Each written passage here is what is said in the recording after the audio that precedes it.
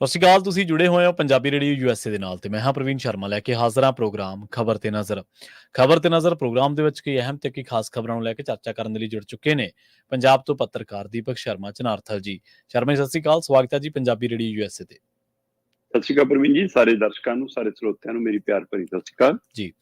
ਅੱਗੇ ਵਧਣ ਤੋਂ ਪਹਿਲਾਂ ਧੰਨਵਾਦ ਕਰਦੇ ਚਲੀਏ ਸਪਾਂਸਰਸ ਦਾ, ਜਿਹੜੇ ਜ਼ਰੀਆ ਬਣਦੇ ਨੇ ਇਹਨਾਂ ਪ੍ਰੋਗਰਾਮਾਂ ਨੂੰ ਤੁਹਾਡੇ ਤੱਕ ਪਹੁੰਚਾਉਣ ਦੇ ਲਈ। ਖਾਲਸਾ ਇੰਸ਼ੋਰੈਂਸ ਏਜੰਸੀ ਵਾਲੇ, ਜਿਨ੍ਹਾਂ ਤੋਂ ਤੁਸੀਂ ਹਰ ਤਰੀਕੇ ਦੀ ਇੰਸ਼ੋਰੈਂਸ ਲੈ ਸਕਦੇ ਹੋ। ਇੰਸ਼ੋਰੈਂਸ ਬਾਰੇ ਪਤਾ ਕਰਨ ਦੇ ਲਈ ਇਹਨਾਂ ਦਾ ਨੰਬਰ ਹੈ 408-272-2500।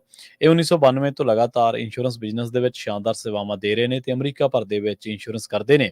ਓਬਾਮਾ ਕੇਅਰ, ਮੈਡੀਕੇਅਰ ਜਾਂ ਫਿਰ ਕਵਰਡ ਕੈਲੀਫੋਰਨੀਆ ਬਾਬਤ ਪਾਲਿਸੀ ਕਰਵਾਉਣ ਦੇ ਲਈ, ਸਲਾਹ ਲੈਣ ਦੇ ਲਈ ਅੱਜ ਹੀ ਕਾਲ ਕਰੋ 408-272-2500 ਤੇ। ਟਰਕੀਆਨਾ ਇਮੀਗ੍ਰੇਸ਼ਨ ਲਾ ਫਰਮ ਵਾਲੇ, ਜੇ ਟਰਕੀਆਨਾ ਟੌਨੀ ਟਰਕੀਆਨਾ ਦੇ ਨਾਲ ਤੁਸੀਂ US ਇਮੀਗ੍ਰੇਸ਼ਨ ਬਾਬਤ ਕੋਈ ਵੀ ਸਲਾਹ ਕਰਨੀ ਹੈ, ਕੋਈ ਵੀ ਸਵਾਲ ਪੁੱਛਣਾ, ਤੇ ਇਹਨਾਂ ਦਾ ਨੰਬਰ ਹੈ 4159090503। ਗੁਰਦੀਪ ਸਿੰਘ ਬਿਰਦੀ ਕਲੋਬਿਸ, ਮਨਦੀਪ ਸਿੰਘ ਸੰਦੀਪ ਕੌਰ ਸੈਨ ਹੋਜ਼ੇ, ਗੁਰਪਾਲ ਸਿੰਘ ਸੈਕਰਾਮੈਂਟੋ, ਜਿੰਦ ਕੌਰ ਬੇਕਰਸਫੀਲਡ, ਕਮਲਜੀਤ ਸਿੰਘ ਮੱਖਣ ਦੌਲਤਪ੍ਰਿਆ ਸੈਂਟਰਲ ਵੈਲੀ ਤੋਂ ਤੇ ਜੱਸੀ ਗਿੱਲ ਪਲੰਬਿੰਗ ਵਾਲੇ ਬੇਕਰਸਫੀਲਡ ਤੋਂ। ਇਹਨਾਂ ਸਾਰੇ ਹੀ ਸਪਾਂਸਰਸ ਦਾ ਬਹੁਤ-ਬਹੁਤ ਧੰਨਵਾਦ। ਤੇ ਜੇਕਰ ਤੁਸੀਂ ਵੀ ਪੰਜਾਬੀ ਰੇਡੀਓ USA ਦੇ ਇਹਨਾਂ ਪ੍ਰੋਗਰਾਮਾਂ ਨੂੰ ਸਪਾਂਸਰ ਕਰਨਾ ਚਾਹੁੰਦੇ ਹੋ ਤਾਂ ਸਟੂਡੀਓ ਦਾ ਨੰਬਰ ਹੈ 408-272-5200। ਅੱਜ ਦਾ ਇਹ ਖਬਰ ਤੇ ਨਜ਼ਰ ਪ੍ਰੋਗਰਾਮ ਸਾਲ 2024 ਦੀ 7 ਜੂਨ ਦਾ ਪ੍ਰੋਗਰਾਮ ਹੈ ਤੇ ਦਿਨ ਅੱਜ ਸ਼ੁੱਕਰਵਾਰ ਹੈ। ਸ਼ਰਮਾ ਜੀ, ਖਬਰਾਂ ਦੀ ਸ਼ੁਰੂਆਤ ਕਰੀਏ ਕੰਗਣਾ ਤੇ ਕੁਲਵਿੰਦਰ ਦੇ ਜਦੋਂ ਮੇਲ ਹੋਏ ਤੇ ਉਸ ਤੋਂ ਬਾਅਦ ਥੱਪੜ ਕਾਂਡ ਵਾਪਰਦਾ, ਉਸ ਸਾਰੇ ਵਰਤਾਰੇ ਤੋਂ, ਘਟਨਾਕ੍ਰਮ ਤੋਂ। ਕਹਿੰਦੇ ਕੰਗਣਾ ਨੂੰ ਜਵਾਬ ਦਿੱਤਾ ਜਾਊਗਾ ਹੁਣ ਕਿ ਕੁਲਵਿੰਦਰ ਪੰਜਾਬ ਦੇ ਵਿੱਚੋਂ ਜਿਹੜੀ ਚਰਚਾ ਚੱਲੀ ਹੈ ਉਹਦੇ ਮੁਤਾਬਕ ਵਿਧਾਇਕਾ ਵੀ ਬਣ ਸਕਦੀ ਹੈ, MLA ਵੀ ਬਣ ਸਕਦੀ ਹੈ।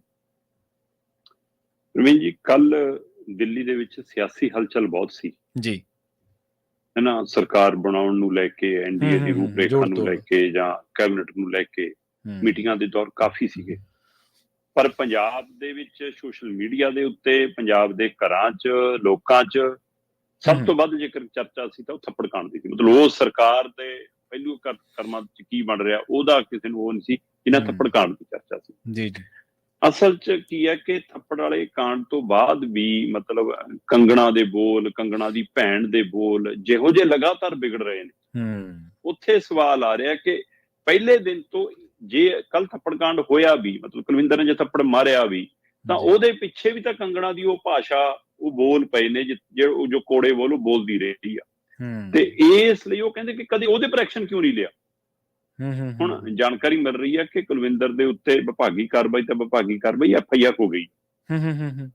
ਸੋ ਇਸ ਲਈ ਇੱਕ ਪਾਸੇ ਇਹ ਵਰਤਾਰਾ ਹੈ, ਦੂਏ ਪਾਸੇ ਦੋਵਾਂ ਦੀਆਂ ਮਾਵਾਂ ਵੀ ਸਾਹਮਣੇ ਆਈਆਂ। ਕੰਗਣਾ ਦੀ ਮਾਂ ਕਹਿੰਦੀ ਹੈ ਕਿ ਮੇਰੀ ਬੇਟੀ ਨੇ ਤਾਂ ਮਾਫੀ ਮੰਗ ਲਈ ਸੀ ਜੀ ਉਸ ਬਿਆਨ ਦੇ ਲਈ, ਜਿਹੜੀ ਕਿਸਾਨਾਂ ਦੇ ਲਈ ਹੈ ਕਿ ਉਹ ਤਾਂ ਬਿਲਕਿਸ ਬਾਨੋ ਨਹੀਂ, ਜਿਹੜੀ ਮਾਤਾ ਸੀਗੀ ਅੰਮਾ ਹੈ ਨਾ, ਜਿਹੜੀ ਉਹ ਤੇ ਦਿੱਲੀ ਬੈਠੀ ਸੀ ਦੂਸਰੇ ਅੰਦੋਲਨ ਦੇ ਵਿੱਚ ਹੈ ਨਾ, ਤੋ ਉਸ ਨੂੰ ਲੈ ਕੇ ਕਹਿੰਦੇ ਬਿਆਨ ਦਿੱਤਾ ਸੀ। ਸਵਾਲ ਹੈ ਕਿ ਉਹਨੂੰ ਲੈ ਕੇ ਵੀ ਕਿਉਂ ਸੀ ਬਈ?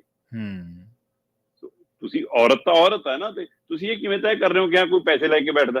ਸ਼ਾਹੀਨ ਬਾਗ ਵਾਲੇ ਅੰਦੋਲਨ ਨੂੰ ਲੈ ਕੇ ਕਿ ਉਹਨੂੰ ਲੱਗਿਆ ਕਿ ਉਹੀ ਮਾਂ ਬੇਬੇ ਉਰੇ ਆ ਗਈ, ਕਹਿੰਦੇ। ਮੈਂ ਕਹਿੰਦਾ ਚਾਹੇ ਉਹ ਆਈ ਜਾਂ ਨਹੀਂ ਆਈ, ਪਰ ਤੂੰ ਔਰਤ ਨੂੰ ਲੈ ਕੇ ਤਾਂ ਟਿੱਪਣੀ ਕੀਤੀ। ਤੇ ਉਹ ਤੋਂ ਬਾਅਦ ਕਿਹੜਾ ਟਲੇ ਹੋ ਤੁਸੀਂ? ਇਸ ਅੰਦੋਲਨ ਨੂੰ ਵੀ ਅੱਤਵਾਦੀ ਅੰਦੋਲਨ ਕਹਿੰਦੇ ਰਹੇ, ਤੇ ਕੱਲ ਥੱਪੜ ਕਾਂਡ ਤੋਂ ਬਾਅਦ ਕੰਗਣਾ ਤੇ ਉਹਦੀ ਭੈਣ ਕਹਿਣ ਲੱਗੀ ਕਿ ਤਾਂ ਅੱਤਵਾਦ ਆ ਗਿਆ ਜੀ। ਸੋ ਇਸ ਲਈ ਉਹਦੀ ਬੋਲੀ ਦੇ ਉੱਤੇ ਕਿਸੇ ਨੇ, ਉਹਨੇ ਦਿੱਲੀ ਜਾ ਕੇ ਵੀ, ਪ੍ਰਵੀਨ ਜੀ, ਜਦੋਂ ਮੀਡੀਆ ਨੂੰ ਪੁੱਛਣ ਲੱਗਿਆ ਕੰਗਣਾ ਨੂੰ ਕੋਈ ਸਵਾਲ, ਤਾਂ ਉਹਨਾਂ ਦੇ ਮੈਕ ਖੋਣ ਲੱਗ ਪਈ ਜੀ। ਹਾਂਜੀ। ਤੇ ਹੁਣ ਚਰਚਾ ਇਹ ਵੀ ਨਿਕਲ ਕੇ ਆ ਰਹੀ ਹੈ, ਜਦੋਂ ਕਿ ਨਾ ਤਾਂ ਅਜੇ ਕੁਲਵਿੰਦਰ ਕੌਰ ਦੇ ਵਿਭਾਗ ਵੱਲੋਂ ਜਾਂ ਕੁਲਵਿੰਦਰ ਕੌਰ ਵੱਲੋਂ ਜਾਂ ਕੰਗਣਾ ਵੱਲੋਂ ਜਾਂ ਕੰਗਣਾ ਦੇ ਪਰਿਵਾਰ ਵੱਲੋਂ ਜਾਂ ਸੰਸਦ ਵੱਲੋਂ ਕਿਸੇ ਨੇ ਕੋਈ ਪੁਸ਼ਟੀ ਨਹੀਂ ਕੀਤੀ, ਕਿਉਂਕਿ ਇਸ ਇਨਕੁਆਇਰੀ ਬਾਰੇ ਕੋਈ ਬੋਲਣ ਨੂੰ ਤਿਆਰ ਨਹੀਂ ਹੈ। ਪਰ ਇਹ ਵੀ ਚਰਚਾਵਾਂ ਨਿਕਲ ਰਹੀਆਂ ਕਿ ਵਿਵਾਦ ਸ਼ੁਰੂ ਇਹ ਉੱਥੇ ਉਹਦੀ ਚੈਕਿੰਗ ਨੂੰ ਲੈ ਕੇ ਹੋਇਆ। ਉਹ ਕਹਿੰਦੇ ਕਿ ਉਹਨੂੰ ਲੱਗਿਆ ਕਿ ਹੁਣ ਮੈਂ ਮੈਂਬਰ ਪਾਰਲੀਮੈਂਟ ਬਣ ਗਈ, ਸ਼ਾਇਦ ਮੇਰੀ ਚੈਕਿੰਗ ਵੀ ਨਹੀਂ ਹੋਣੀ ਚਾਹੀਦੀ।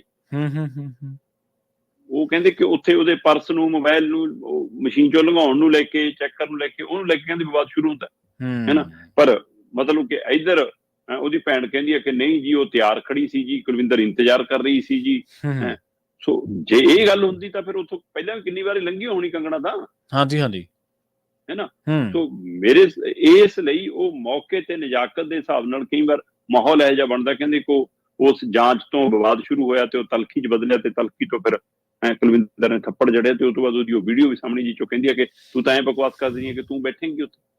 ਸੋ ਇਹ ਸਾਰੇ ਵਰਤਾਰੇ ਦੇ ਵਿੱਚ ਆਪਾਂ ਕੱਲ ਵੀ ਗੱਲ ਕਰ ਰਹੇ ਸੀਗੇ ਕਿ ਕੁਲਵਿੰਦਰ ਦੇ ਉੱਤੇ ਵਿਭਾਗੀ ਕਾਰਵਾਈ ਹੋਣੀ ਆ, ਉਹਦੀ ਨੌਕਰੀ ਨੂੰ ਲੈ ਕੇ ਵੀ ਇੱਕ ਸਵਾਲ ਖੜਾ ਹੋਇਆ ਹੁਣ, ਹੈ ਨਾ। ਤੇ ਦੂਸਰੇ ਪਾਸੇ ਉਹਦਾ ਘਰ ਵਾਲਾ ਵੀ ਇਸੇ ਨੌਕਰੀ ਦੇ ਵਿੱਚ ਹੈ, ਉਹਦੇ ਲਈ ਵੀ ਚਿੰਤਾਵਾਂ ਵਧਣਗੀਆਂ। ਪਰ ਬੇਸ਼ੱਕ ਕੁਲਵਿੰਦਰ ਦੇ ਹੱਕ ਦੇ ਵਿੱਚ ਖੁੱਲ ਕੇ ਪੰਜਾਬੀ ਭਾਈਚਾਰਾ ਨਿਤਰਿਆ ਹੈ, ਮਤਲਬ ਧਿਰ ਬਣ ਕੇ ਖੜਾ ਹੈ। ਇਹਦੇ ਨਾਲ ਇੱਕ ਹੌਸਲਾ, ਹੈ ਨਾ, ਮੋਰਲ ਸਪੋਰਟ ਮਿਲਦੀ ਹੈ ਕਿ ਕੋਈ ਨਾ, ਜੇ ਹੁਣ ਬੇਸ਼ੱਕ ਜਦੋਂ ਕੁਲਵਿੰਦਰ ਨੇ ਥੱਪੜ ਮਾਰਿਆ ਤਾਂ ਉਹਦੇ ਮਨ 'ਚ ਇਹ ਥੋੜਾ ਹੋਣਾ ਕਿ ਮੇਰੇ ਨਾਲ ਉਦਯੋਗਪਤੀ ਖੜ ਜਾਣਗੇ, ਮੇਰੇ ਨਾਲ ਕਿਸਾਨ ਜਥੇਬੰਦੀਆਂ ਖੜ ਜਾਣਗੀਆਂ, ਹੈ ਨਾ, ਜਾਂ ਕੱਲ ਨੂੰ ਮੈਨੂੰ MLA ਚੋਣ ਲੜਾਉਣ ਦੀਆਂ ਚਰਚਾਵਾਂ ਹੋਣਗੀਆਂ। ਕੋਈ ਇਹੋ ਜਿਹਾ ਭਾਵ ਨਹੀਂ ਹੁੰਦਾ, ਉਹ ਮੌਕਾ ਹੁੰਦਾ ਜੋ ਹੋਇਆ। ਤੇ ਜਦੋਂ ਜਰਨੈਲ ਸਿੰਘ ਨੇ ਪੀ ਚਿਦੰਬਰਮ ਦੇ ਸਾਹਮਣੇ ਜੁੱਤਾ ਉਛਾਲਿਆ ਸੀਗਾ, ਤਦ ਉਹਨੇ ਇਹ ਸੋਚ ਕੇ ਥੋੜਾ ਉਛਾਲਿਆ ਸੀਗਾ ਕਿ ਮੈਂ ਕੱਲ ਨੂੰ MLA ਬਣੂੰਗਾ। ਉਸ ਸਮੇਂ ਉਹਦੇ ਮਨ 'ਚ ਇੱਕੋ ਭਾਵ ਸੀ ਕਿ ਇਹ 84 ਦਾ ਸਾਨੂੰ ਇਨਸਾਫ ਨਹੀਂ ਦੇ ਸਕੇ। ਸੋ ਇਸ ਲਈ ਉਹਨੇ ਚਿਦੰਬਰਮ ਦੇ ਜੁੱਤਾ ਮਾਰਨ ਦੀ ਬਜਾਏ ਸੰਕੇਤਕ ਤੌਰ ਤੇ ਉਹਦੇ ਬਰਾਬਰ ਜੁੱਤਾ ਉਛਾਲਿਆ ਸੀਗਾ, ਹੈ ਨਾ। ਪਰ ਪੀ ਚਿਦੰਬਰਮ ਨੇ ਵੀ ਇੱਕ ਬੜਾਪਣ ਦਿਖਾਇਆ, ਉਹਨੇ ਕਿਹਾ ਕਿ ਨਹੀਂ, ਕੋਈ ਕਾਰਵਾਈ ਨਹੀਂ ਕਰਨੀ। ਬਿਲਕੁਲ, ਹੈ ਨਾ। ਇਹ ਉਹਨਾਂ ਦੇ ਮਨ ਦਾ ਭਾਵ ਸੀ, ਰੋਸਾ ਇੱਕ ਉਹ ਸਹੀ ਹੈ, ਉਹ ਕਹਿੰਦੇ। ਸੋ ਪਰ ਇੱਥੇ ਲੰਘੇ ਦਿਨੀ ਉਹ ਬੀਬੀ ਆਈ ਸੀ, ਸਮ੍ਰਿਤੀ ਇਰਾਨੀ, ਚੰਡੀਗੜ੍ਹ 'ਚ। ਤੇ ਕਿਸੇ ਨੇ, ਨੌਜਵਾਨ ਨੇ ਸਵਾਲ ਪੁੱਛ ਲਿਆ ਤੇ ਕਹਿੰਦੀ ਇਸਕਾ ਪੂਰਾ ਰਿਕਾਰਡ ਨਿਕਾਲੋ, ਬਤਾਓ ਮੁਝੇ ਇਹ ਕੌਣ ਹੈ, ਕਹਾਂ ਸੇ ਆਇਆ, ਕਿਆ ਹੈ। ਮਤਲਬ ਇਹ ਲੈਵਲ ਹੈ। ਹੁਣ ਕੰਗਣਾ ਦੀ ਵੀ ਉਹੀ ਹੈ ਕਿ ਕੰਗਣਾ ਪੜਾਅ ਦਰ ਪੜਾਅ ਬਕਵਾਸ ਕਰਦੀ ਰਹੀ, ਉਹਦੀ ਪਾਰਟੀ ਨੇ ਉਹਨੂੰ ਕਦੇ ਰੋਕਣ ਦੀ ਕੋਸ਼ਿਸ਼ ਨਹੀਂ ਕੀਤੀ, ਉਹਨੂੰ ਸਵਾਲ ਪੁੱਛਣ ਦੀ ਕੋਸ਼ਿਸ਼ ਨਹੀਂ ਕੀਤੀ। ਇਸ ਲਈ ਮੌਕਾ ਬਣਿਆ ਨਾ। ਤੇ ਪਰ ਹੁਣ ਇਹ ਸਭ ਦੇ ਦਰਮਿਆਨ ਜਦੋਂ ਇੱਕ ਪਾਸੇ ਲੱਗ ਰਿਹਾ ਕਿ ਕੁਲਵਿੰਦਰ ਤੇ ਤਾਂ ਮੁਸੀਬਤ ਆਉਣੀ ਹੈ, ਔਰ ਇਸ ਘਟਨਾ ਦਾ ਅਸਰ ਜਿਹੜੇ ਹੋਰ ਕੇਂਦਰ ਦੇ ਵਿੱਚ ਪੰਜਾਬੀ ਭਾਈਚਾਰੇ ਨਾਲ ਸੰਬੰਧਿਤ ਲੋਕ ਨੌਕਰੀ ਕਰਦੇ ਆ ਉਹਨਾਂ ਤੇ ਵੀ ਪੈਣਾ। ਇੱਥੋਂ ਤੱਕ ਕਿ ਨਵੀਆਂ ਨੌਕਰੀਆਂ, ਕੇਂਦਰੀ ਨੌਕਰੀਆਂ ਮਿਲਣ ਦੇ ਵਿੱਚ, ਹੈ ਨਾ, ਉੱਥੇ ਵੀ ਪੰਜਾਬੀ ਭਾਈਚਾਰੇ ਲਈ ਮੁਸ਼ਕਲ ਖੜੀ ਹੋ ਸਕਦੀ ਹੈ। ਛਾਲਣਾ ਉਹ ਜਿਹਾ ਲੱਗ ਸਕਦਾ, ਖਾਸ ਕਰਕੇ ਜਿਹਦੇ ਨਾਲ ਸਿੰਘ ਜਾਂ ਕੌਰ ਲੱਗਦਾ ਹੋਵੇ। ਪਰ ਕੁਲਵਿੰਦਰ ਕੌਰ ਦੇ ਹੱਕ 'ਚ ਜਥੇਬੰਦੀਆਂ, ਸਮਾਜਿਕ ਸੰਗਠਨ, ਧਾਰਮਿਕ ਸੰਗਠਨ, ਆਵਾਮ, ਉਦਯੋਗਪਤੀ, ਬਾਹਰੋਂ ਇੱਧਰੋਂ ਪੰਜਾਬੀ ਭਾਈਚਾਰਾ, ਬਾਹਰਲੇ ਮੁਲਕਾਂ ਤੋਂ ਸਮੁੱਚਾ ਨਾਲ ਖੜ ਗਿਆ।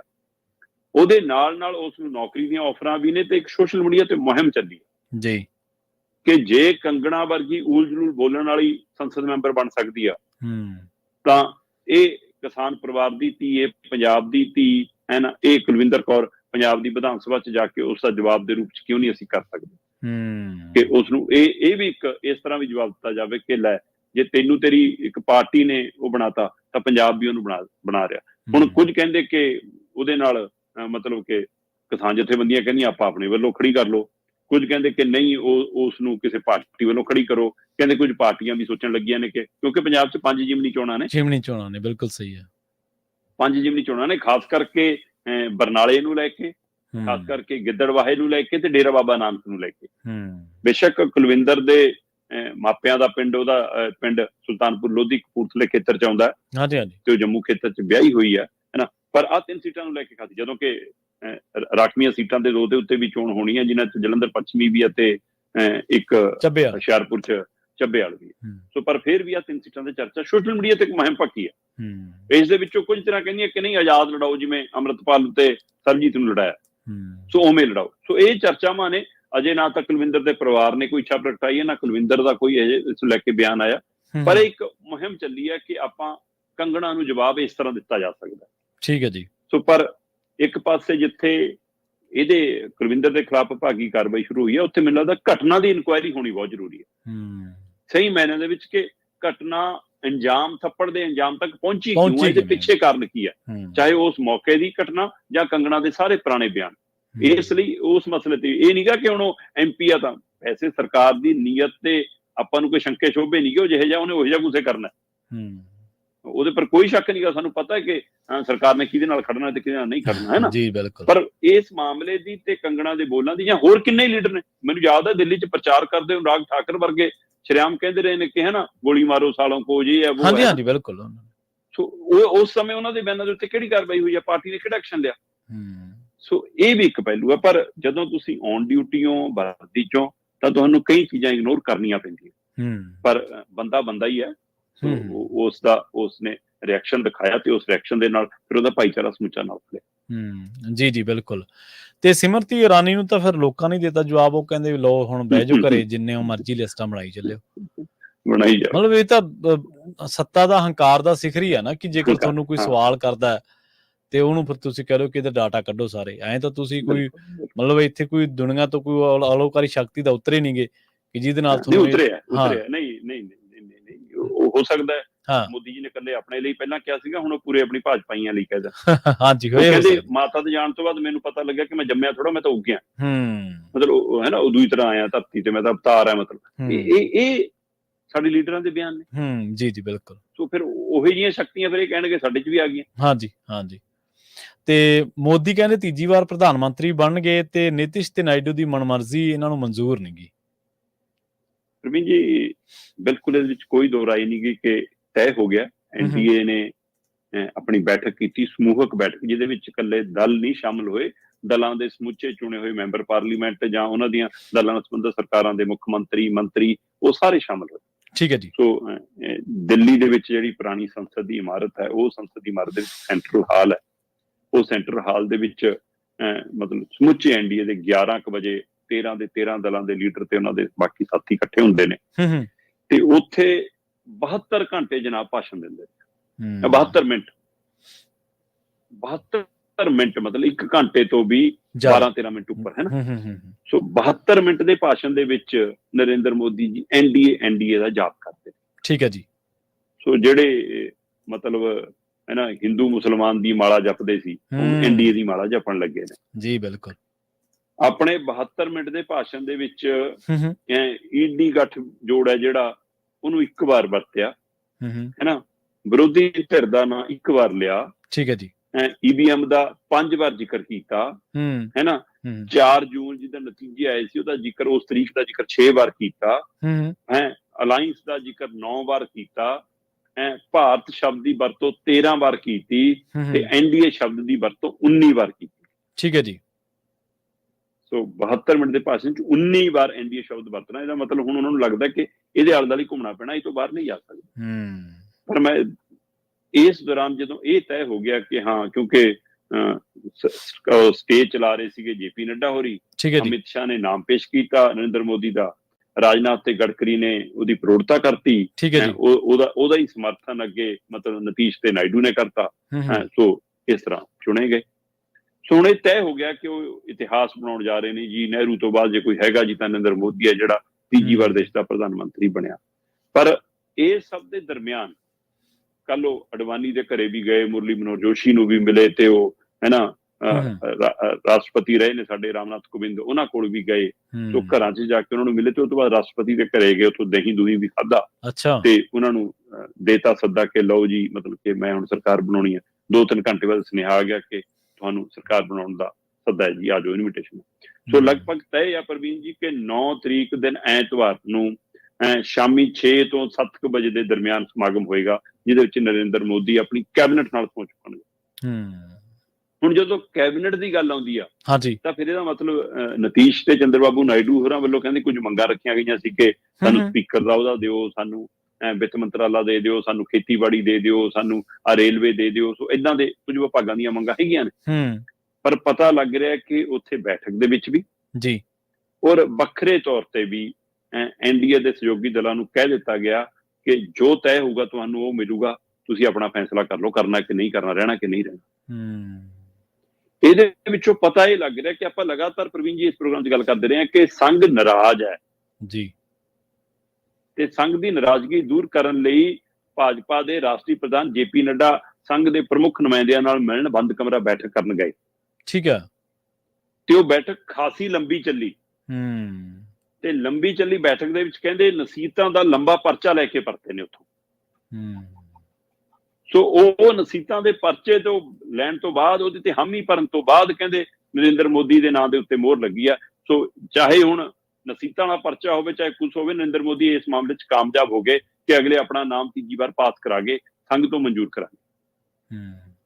ਸੋ ਇਸ ਲਈ ਉਹ ਪਰਚੇ ਦੇ ਹਵਾਲੇ ਨਾਲ ਕਹਿੰਦੇ ਇਹ ਤੈਅ ਹੋਇਆ ਕਿ ਜੇ ਹੁਣੇ ਨਤੀਸ਼ ਤੇ ਨਾਇਡੂ ਦੀ ਮੰਨ ਲਈ ਤਾਂ 5 ਸਾਲ ਐਂ ਸਾਨੂੰ ਖਿੱਚੀ ਫਿਰਨਗੇ, ਆਪਾਂ ਹੁਣੇ ਸਟੈਂਡ ਲਓ ਜੀ। ਤੇ ਇੱਕ ਤਾਂ ਇਸ ਆਧਾਰ ਤੇ, ਦੂਸਰਾ ਉਹਨਾਂ ਨੂੰ ਮਿੱਠੀ ਗੋਲੀ ਇਹ ਦਿੱਤੀ ਗਈ ਕਿ ਤੁਸੀਂ ਆਪਣੇ ਆਪਣੇ ਸੂਬਿਆਂ 'ਚ ਮੁੱਖ ਮੰਤਰੀ ਹੋ ਤੇ ਨਤੀਸ਼ ਬਾਬੂ ਤੁਹਾਡੇ ਤਾਂ ਸਾਲ ਬਾਅਦ ਚੋਣਾਂ ਨੇ, ਸੋ ਤੁਹਾਨੂੰ ਇੱਧਰੋਂ ਖੁੱਲੇ ਗੱਫੇ, ਖੁੱਲਾ ਸਹਿਯੋਗ, ਸਾਰਾ ਕੁਝ ਅਸੀਂ ਉਹ ਦੇਣਾ।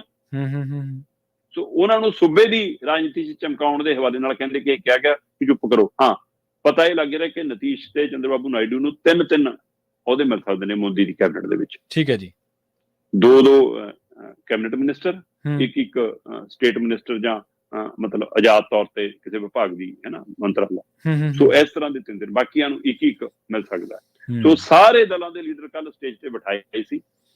ਬਿਠਾਉਣ ਤੋਂ ਬਾਅਦ ਫਿਰ ਲੀਡਰ ਚੁਣ ਲਿਆ ਗਿਆ ਤੇ ਲੀਡਰ ਚੁਣੇ ਜਾਣ ਤੋਂ ਬਾਅਦ ਇਹ ਤੈਅ ਹੈ ਜੀ ਕਿ ਹਾਂ, ਨਰਿੰਦਰ ਮੋਦੀ ਹੁਣ 9 ਤਰੀਕ ਨੂੰ ਐਤਵਾਰ ਨੂੰ ਸ਼ਾਮ ਨੂੰ ਭਾਰਤ ਦੇ ਵਿੱਚ ਤੀਜੀ ਵਾਰ ਪ੍ਰਧਾਨ ਮੰਤਰੀ ਬਣਨਗੇ ਤੇ ਉਹਨਾਂ ਦੇ ਨਾਲ ਉਹਨਾਂ ਦੇ ਜਿੰਨੇ ਮੰਤਰੀ ਜਿੱਤੇ ਨੇ, ਕਿਉਂਕਿ ਆਪਾਂ ਗੱਲ ਕਰ ਰਹੇ ਸੀ ਕਿ ਅੱਧਿਆਂ ਨੂੰ ਲੜਾਇਆ ਨਹੀਂ, ਜਿਨ੍ਹਾਂ ਨੂੰ ਲੜਾਇਆ ਉਹਨਾਂ ਚੋਂ 19 ਹਾਰ ਗਏ। ਜਿਨ੍ਹਾਂ ਸਮ੍ਰਿਤੀ ਇਰਾਨੀ ਵਰਗੀ ਵੀ ਹੈ ਨਾ, ਉਹ ਲਖੀਮਪੁਰ ਖੀਰੀ ਵਾਲਾ ਵੀ ਹੈ, ਟੈਨੀ ਹੈ ਨਾ, ਸੋ ਉਹ ਸਾਰੇ ਹਾਰ ਗਏ। ਪਰ ਪਤਾ ਲੱਗ ਰਿਹਾ ਕਿ ਜਿਹੜੇ ਜਿੱਤ ਗਏ ਉਹਨਾਂ ਦਾ ਲਗਭਗ ਮੰਤਰੀ ਬਣਨਾ ਤੈਅ ਆ। ਜੀ ਜੀ। ਤੇ ਜਿੱਥੇ ਉਹਨਾਂ ਦਾ ਮੰਤਰੀ ਬਣਨਾ ਤੈਅ ਆ, ਉੱਥੇ ਪਤਾ ਇਹ ਲੱਗ ਰਿਹਾ ਕਿ ਸਮ੍ਰਿਤੀ ਇਰਾਨੀ ਵਰਗੀ ਨੂੰ ਵੀ ਦੁਬਾਰਾ ਰੱਖਿਆ ਜਾ ਸਕਦਾ ਵਿੱਚ। ਉਹ ਅੱਛਾ। ਤੇ ਮਨੋਹਰ ਲਾਲ ਖੱਟਰ ਨੂੰ ਲੈ ਕੇ ਵੀ ਚਰਚਾ ਹੈ ਕਿ ਉਹਨਾਂ ਨੂੰ ਸਪੀਕਰ ਦੇ ਅਹੁਦੇ ਤੇ ਜਾਂ ਫਿਰ ਉਹਨਾਂ ਬਾਰੇ JP ਨੱਡਾ ਦੀ ਥਾਂ ਦੇ ਉੱਤੇ ਬਾਅਦ ਚੋਂ ਰਾਸ਼ਟਰੀ ਪ੍ਰਧਾਨ ਬਾਰੇ ਵੀ ਪੁੱਛਿਆ ਜਾਵੇ। ਠੀਕ ਹੈ, ਮਨੋਹਰ ਲਾਲ ਖੱਟਰ ਬਾਰੇ। ਸੋ ਇਹ ਹਲਚਲ ਹੁੰਦੀ ਰਹਿਣੀ ਹੈ ਜੀ। ਪਰ ਇਹ ਸਾਰੇ ਦੇ ਵਿੱਚ ਇਹ ਸਪਸ਼ਟ ਹੋ ਗਿਆ ਕਿ ਭਾਜਪਾ ਨੇ ਇੱਕ ਨੀਤੀ ਅਖਤਿਆਰ ਕਰ ਲਈ ਆ ਕਿ ਆਪਾਂ ਦਲਾਂ ਦੇ ਮੂਹਰੇ ਸ਼ੁਰੂ 'ਚ ਗੋਡੇ ਨਹੀਂ ਟੇਕਣੇ, ਜੇ ਹੁਣੇ ਟੇਕ ਤੇ ਤਾਂ ਲੰਮਾ ਸਮਾਂ ਸਾਨੂੰ ਤੰਗ ਕਰਨਗੇ। ਪਰ ਤਾਂ ਵੀ ਵਿਰੋਧੀ ਧਿਰਾਂ ਕਹਿੰਦੀਆਂ, ਖਾਸ ਕਰ ਇੰਡੀਆ ਗੱਠਜੋੜ ਵਾਲੇ ਕਹਿੰਦੇ ਕਿ ਅਸੀਂ ਸਰਕਾਰ ਬਣਾਉਣ ਦੀ ਕੋਸ਼ਿਸ਼ ਨਹੀਂ ਕਰਨੀ, ਅਸੀਂ ਵਿਰੋਧੀ ਧਿਰ 'ਚ ਬੈਠਾਂਗੇ ਤੇ ਰਾਹੁਲ ਗਾਂਧੀ ਦੇ ਉੱਤੇ ਹੋ ਸਕਦਾ ਗਣੂਆ ਪੈ ਜਾਵੇ, ਇਸ ਵਾਰ ਵਿਰੋਧੀ ਧਿਰ ਦਾ ਲੀਡਰ ਬਣ ਜਾਣ, ਹੈ ਨਾ। ਤੇ ਪਰ ਉਹ ਕਹਿੰਦੇ ਕਿ ਇੰਤਜ਼ਾਰ ਕਰਾਂਗੇ। ਅੰਦਾਜ਼ੇ ਇਹ ਲਾਏ ਜਾ ਰਿਹਾ ਕਿ ਸਾਲ 2 ਸਾਲ ਦੇ ਵਿੱਚ ਇਹ ਸਰਕਾਰ 'ਚ ਬਖੇੜਾ ਖੜਾ ਹੋਊਗਾ। ਮੈਨੂੰ ਇਹ ਲੱਗਦਾ ਰਹਿੰਦਾ ਸ਼ਰਮਾ ਜੀ, ਜੇਕਰ ਭਾਜਪਾ ਦੀਆਂ 10 ਸੀਟਾਂ ਵੀ ਘੱਟ ਹੁੰਦੀਆਂ ਨਾ, 10 ਸੀਟਾਂ ਵੀ ਘੱਟ ਹੁੰਦੀਆਂ, ਜਿੱਦਾਂ ਭਾਵੇਂ ਹੋਰ ਕੋਈ, ਚਾਹੇ ਕੋਈ ਸਪਾ ਵਾਲੇ ਲੈ ਜਾਂਦੇ ਜਾਂ ਕੋਈ JDU ਵਾਲੇ ਲੈ ਜਾਂਦੇ ਜਾਂ ਜਿਹੜਾ ਨਾਇਡੂ ਆ ਉਹਦਾ ਧੜਾ ਲੈ ਜਾਂਦਾ, ਤਾਂ ਭਾਜਪਾ ਦੀ ਸਥਿਤੀ ਇਹ ਨਹੀਂ ਸੀ ਹੋਣੀ। ਸ਼ਾਇਦ 240 ਦਾ 42। ਪ੍ਰਵੀਨ ਜੀ, ਮੈਂ ਨਾ ਕੱਲ ਮਾਲਵਿੰਦਰ ਮਾਲੀ ਹੋਰਾਂ ਦੇ ਪੇਜ ਦੇ ਉੱਤੇ ਨਾ ਕੋਈ ਉਹਨਾਂ ਨੇ ਕਾਪੀ ਪੇਸਟ ਪਾਇਆ ਸੀ ਥੱਲੇ ਲਿਖ ਕੇ ਹੈ ਨਾ, ਕਿ ਇਹ ਕਾਪੀ ਹੈ ਜੀ, ਹੈ ਨਾ। ਇਹ ਉਹ ਮਤਲਬ ਉਹ ਬੜੀ ਕਮਾਲ ਦੀਆਂ ਲਾਈਨਾਂ ਸੀਗੀਆਂ, 8-10 ਲਾਈਨਾਂ ਨੇ, ਉਹ ਕਮਾਲ ਕਰਦੀਆਂ ਨੇ। ਉਹ ਖਾਸ ਕਰਕੇ ਇਹਨਾਂ ਸਹਿਯੋਗੀ ਦਲਾਂ ਨੂੰ ਲੈ ਕੇ ਨੇ। ਠੀਕ ਹੈ, ਠੀਕ ਹੈ। ਉਹ ਉਹਦੇ ਪਰ ਲਿਖਿਆ ਸੀਗਾ, ਮੈਂ ਹੂਬਹੂ ਪੜ੍ਹਦਾ ਜਿਹੜਾ ਸੋਸ਼ਲ ਮੀਡੀਆ ਤੇ ਉਹ ਕਾਪੀ ਪੇਸਟ ਚੱਲ ਰਿਹਾ। ਉਹ 'ਚ ਲਿਖਿਆ, ਨਤੀਸ਼ ਕੁਮਾਰ ਚੰਦਰਬਾਬੂ ਨਾਇਡੂ ਨੂੰ ਇੱਕ ਗੱਲ ਯਾਦ ਰੱਖਣੀ ਚਾਹੀਦੀ ਹੈ ਕਿ ਜੇਕਰ ਉਹਨਾਂ ਨੇ ਆਪੋ ਆਪਣੀਆਂ ਪਾਰਟੀਆਂ ਤੋਂ ਮੋਦੀ ਦਾ ਸਮਰਥਨ ਕੀਤਾ ਤਾਂ ਉਹਨਾਂ ਨੂੰ 1 ਸਾਲ ਦੇ ਅੰਦਰ ਉਹ ਦਿਨ ਦੇਖਣਾ ਪਵੇਗਾ ਜਦੋਂ ਉਹ ਸਵੇਰੇ ਜਾਗਣਗੇ ਅਤੇ ਉਹਨਾਂ ਦੇ ਸਾਰੇ ਸੰਸਦ ਮੈਂਬਰ ਹੁਣ ਉਹਨਾਂ ਦੀ ਪਾਰਟੀ ਦੇ ਨਹੀਂ ਹਨ। ਅੱਛਾ। ਭਾਜਪਾ 'ਚ ਸ਼ਾਮਲ ਹੋ ਜਾਣਗੇ ਤੇ ਇਕੱਲੇ ਖੜੇ ਹੋਣਗੇ। ਫਿਰ ਉਹ ਥੱਲੇ ਹਵਾਲਾ ਦੇਖੋ, ਨੰਬਰ 1 ਕਹਿੰਦੇ, ਸ਼ਰਦ ਪਵਾਰ ਅਤੇ ਉਧਵ ਠਾਕਰੇ ਨੇ ਦਰਦ ਝੱਲਿਆ ਹੈ। ਜੀ ਬਿਲਕੁਲ ਬਿਲਕੁਲ। ਅੱਗੇ ਕਹਿੰਦੇ, ਕਈ ਸਾਲਾਂ ਤੋਂ ਪਰਦੇ ਪਿੱਛੇ ਭਾਜਪਾ ਦੀ ਬਾਰ-ਬਾਰ ਮਦਦ ਕਰਨ ਵਾਲੇ ਨਵੀਨ ਪਟਨਾਇਕ ਨੂੰ ਅੱਜ ਉਹਨਾਂ ਦੇ ਰਾਜ ਵਿੱਚੋਂ ਕੱਢ ਦਿੱਤਾ ਗਿਆ ਹੈ। ਅਣਜਾਣ ਦਬਾਅ ਹੇਠ ਭਾਜਪਾ ਤੋਂ ਡਰਦੀ ਮਾਇਆਵਤੀ ਭਾਰਤ ਦੀ ਤੀਜੀ ਸਭ ਤੋਂ ਵੱਡੀ ਪਾਰਟੀ ਤੋਂ 0 ਤੇ ਪਹੁੰਚ ਗਈ ਹੈ। ਸਹੀ ਹੈ, ਬਿਲਕੁਲ। ਅਕਾਲੀਆਂ, ਜੋ ਕਿ ਭਾਜਪਾ ਦਾ ਲੰਮੇ ਸਮੇਂ ਤੋਂ ਸਹਿਯੋਗੀ ਰਿਹਾ ਹੈ, ਜਿਸ ਨੇ ਕਦੇ ਪੰਜਾਬ ਵਿੱਚ ਆਪਣਾ ਦਬਦਬਾ ਬਣਾਇਆ ਸੀ, ਅੱਜ 1 ਸੀਟ ਤੱਕ ਸਿਮਟ ਕੇ ਰਹਿ ਗਿਆ ਹੈ। ਜੈ ਲਲਿਤਾ ਦੀ ਪਾਰਟੀ, ਜੋ ਕਦੇ ਤਾਮਿਲਨਾਡੂ ਵਿੱਚ ਵੱਡੀ ਤਾਕਤ ਸੀ, ਭਾਜਪਾ ਦੀ ਸੰਗਤ ਵਿੱਚ ਰਹਿ ਕੇ ਹੁਣ ਲਗਭਗ ਮਰ ਚੁੱਕੀ ਹੈ। ਜੀ ਬਿਲਕੁਲ। JJP, ਜੋ ਕਿ ਕੁਝ ਸਾਲ ਪਹਿਲਾਂ ਹਰਿਆਣਾ ਵਿੱਚ ਇੱਕ ਨਵੀਂ ਤਾਕਤ ਵਜੋਂ ਉੱਭਰੀ ਸੀ, ਤੁਰੰਤ ਹੀ ਭਾਜਪਾ ਦੇ ਚੁੰਗਲ ਵਿੱਚ ਆ ਗਈ ਤੇ ਇੱਕ ਸਿਆਸੀ ਖੱਡ ਵਿੱਚ ਪਹੁੰਚ ਗਈ ਹੈ। ਬਿਲਕੁਲ। ਕਸ਼ਮੀਰ ਵਿੱਚ ਭਾਜਪਾ ਨਾਲ ਮਿਲ ਕੇ ਸਰਕਾਰ ਚਲਾ ਰਹੀ ਮਹਿਬੂਬਾ ਮੁਫਤੀ ਦੀ ਪਾਰਟੀ ਦਾ ਅੱਜ ਪਤਾ ਨਹੀਂ ਲੱਗ ਰਿਹਾ ਅਤੇ ਨਤੀਸ਼ ਕੁਮਾਰ ਖੁਦ ਬਿਹਾਰ ਦੀ ਸਭ ਤੋਂ ਵੱਡੀ ਤਾਕਤ ਬਣਨ ਤੋਂ ਘਟ ਕੇ ਵਿਧਾਨ ਸਭਾ ਚੋਣਾਂ ਵਿੱਚ ਤੀਜੀ ਧਿਰ ਬਣ ਗਏ ਹਨ। ਚੰਦਰਬਾਬੂ ਨਾਇਡੂ ਇੱਕ ਵਾਰ ਭਾਜਪਾ ਨਾਲ ਆਪਣੇ ਪੁਰਾਣੇ ਸੰਬੰਧਾਂ ਕਾਰਨ ਹੀ ਆਂਧਰਾ ਪ੍ਰਦੇਸ਼ ਦੇ ਸਰਵਉੱਚ ਨੇਤਾ ਤੋਂ ਗਾਇਬ ਹੋ ਗਏ ਸਨ ਅਤੇ ਫਿਰ ਖੁਸ਼ਕਿਸਮਤੀ ਨਾਲ ਵਾਪਸ ਤਾਂ ਆ ਗਏ ਹਨ। ਪਰ ਦੁਬਾਰਾ ਮਮਤਾ ਬੈਨਰਜੀ ਨੇ ਸਮੇਂ ਦੇ ਨਾਲ ਭਾਜਪਾ ਨਾਲ ਆਪਣਾ ਰਿਸ਼ਤਾ ਖਤਮ ਕਰ ਲਿਆ ਅਤੇ ਉਹ ਅਜੇ ਵੀ ਮਾਣ ਨਾਲ ਬੰਗਾਲ ਦੀ ਮੁੱਖ ਮੰਤਰੀ ਹੈ। ਜੀ ਸਹੀ ਹੈ। ਇਸ ਲਈ ਸਾਵਧਾਨੀ ਹਟੀ, ਦੁਰਘਟਨਾ ਘਟੀ, ਕਾਪੀ। ਨਹੀਂ, ਸਹੀ ਹੈ। ਦੇਖੋ, ਗੱਲ ਤਾਂ ਫੈਕਚੁਅਲ ਆ। ਤੁਸੀਂ ਕਸ਼ਮੀਰ ਤੋਂ ਲੈ ਕੇ ਤੇ ਨਾਇਡੂ ਤੱਕ ਦੇਖ ਲਓ ਕੀ ਹਾਲ ਹੋਇਆ। JJP ਦਾ ਹਾਲ ਦੇਖ ਲਓ ਆਪਣੇ ਗੁਆਂਢੀ ਰਾਜ ਦੇ ਵਿੱਚ। ਅਗਲੀ ਖਬਰ ਦੇ ਵੱਲ ਵਧੀਏ ਸ਼ਰਮਾ ਜੀ, ਗੱਲ ਕਰੀਏ 92 ਵਿਧਾਇਕਾਂ ਵਾਲੀ ਸਰਕਾਰ ਦੀ। ਕਹਿੰਦੇ 65 ਹਲਕਿਆਂ 'ਚ ਹਾਰ ਗਈ ਸਰਕਾਰ ਤਾਂ। ਬਿਲਕੁਲ ਜੀ, ਫਿਰ ਤਾਂ 27 ਹਲਕਿਆਂ 'ਚ ਸਰਕਾਰ ਹੈ ਬਸ ਹੁਣ। ਮਤਲਬ 27 MLA ਨਾਲ ਪੰਜਾਬ 'ਚ ਬਹੁਮਤ ਤਾਂ ਨਹੀਂ ਹੁੰਦਾ। ਬਿਲਕੁਲ। ਦੁੱਗਣਿਆਂ ਨਾਲ ਵੀ ਨਹੀਂ ਹੁੰਦਾ, 54 ਨਾਲ ਵੀ ਨਹੀਂ ਹੁੰਦਾ। ਇਹ ਆਪਣੇ ਆਪ ਸਵਾਲ ਹੈ। ਹਾਂਜੀ, ਬਿਲਕੁਲ। ਇਹ ਬੇਸ਼ੱਕ ਸ਼ੁਰੂ ਕਰ ਦਿੱਤਾ ਭਗਵੰਤ ਮਾਨ ਹੋਰਾਂ ਨੇ ਮਤਲਬ ਸਿਰ ਜੋੜ ਕੇ ਬੈਠਣਾ ਸ਼ੁਰੂ ਕੀਤਾ ਆਪਣੇ ਲੀਡਰਾਂ ਨਾਲ, ਆਪਣੇ ਵਰਕਰਾਂ ਨਾਲ। ਹਾਂ, ਉਹਦੇ ਵਿੱਚੋਂ ਮੰਥਨ ਕਰਕੇ ਨਿਕਲਦਾ ਕਿ ਜੇ ਉੱਥੇ ਵੀ ਆਪੇ ਬੋਲੀ ਜਾਣਾ, ਆਪੇ ਲੈਕਚਰ ਦੇਈ ਜਾਣਾ, ਫਿਰ ਇਹ ਕਾਹਦਾ ਮੰਥਨ। ਤੇ ਪਤਾ ਤਾਂ ਇਹ ਲੱਗ ਰਿਹਾ ਕਿ ਹਲੇ ਫਿਰ ਉਸੇ ਕਾਰਵਾਈ ਤੇ ਜਾਣ ਦੀ ਤਿਆਰੀ ਹੈ ਕਿ ਆਪਾਂ ਇਸ਼ਤਿਹਾਰਬਾਜ਼ੀ ਵਧਾਓ ਜੀ ਅਖਬਾਰਾਂ ਨੂੰ ਚੱਲਣ। ਉਹ ਇਸ਼ਤਿਹਾਰਬਾਜ਼ੀ ਅਖਬਾਰਾਂ ਚੱਲਣ ਨੂੰ ਵਧਾਉਣ ਦਾ ਮਤਲਬ ਦਿੱਲੀ ਦੀ ਇੱਕ ਕੰਪਨੀ ਨੂੰ ਮੁਨਾਫਾ ਕਮਾਉਣਾ। ਤੇ ਫਿਰ ਜੇ ਉਸੇ ਰਾਹ ਤੇ ਜਾਓਗੇ, ਇਸੇ ਚੀਜ਼ ਦਾ ਨਕਾਰਿਆ ਪੰਜਾਬ ਨੇ ਤੁਹਾਨੂੰ। ਇਹ ਸਮਝ ਨਹੀਂ ਰਹੀ ਸ਼ਾਇਦ ਅਜੇ ਵੀ ਆਮ ਆਦਮੀ ਪਾਰਟੀ, ਜਾਂ ਸਮਝਣਾ ਨਹੀਂ ਚਾਹੁੰਦੀ, ਜਾਂ ਉਹਨਾਂ ਨੂੰ ਲੱਗਦਾ ਕਿ ਸਾਡਾ ਕੰਮ ਆਪਣੇ ਆਕਾਵਾਂ ਨੂੰ ਖੁਸ਼ ਕਰਨਾ ਤੇ ਉਹਨਾਂ ਦੀ ਕੰਪਨੀਆਂ ਨੂੰ ਏਦਾਂ ਪੰਜਾਬ ਦਾ ਪੈਸਾ ਲੁਟਾਉਣਾ, ਤਾਂ ਲੁਟਾਈਓ। ਅੰਕੜੇ ਦੱਸਦੇ ਨੇ ਕਿ ਪੰਜਾਬ ਦੇ ਵਿੱਚ 117 ਹਲਕਿਆਂ ਦੇ ਵਿੱਚੋਂ ਜਿਨ੍ਹਾਂ 92 ਹਲਕਿਆਂ ਦੇ ਵਿੱਚ ਆਮ ਆਦਮੀ ਪਾਰਟੀ ਦੇ ਐਮਐਲਏ ਸੀ, ਉਹਨਾਂ 92 ਹਲਕਿਆਂ ਦੇ ਵਿੱਚੋਂ 65 ਚ ਹਾਰ ਗਏ। ਮੈਂ 117 ਦੀ ਗੱਲ ਨਹੀਂ ਕਰ ਰਿਹਾ, ਸਿਰਫ ਉਹਨਾਂ 92 ਹਲਕਿਆਂ ਦੀ ਗੱਲ ਕਰ ਰਿਹਾ ਜਿੱਥੇ ਆਮ ਆਦਮੀ ਪਾਰਟੀ ਜਿੱਤੀ ਹੋਈ।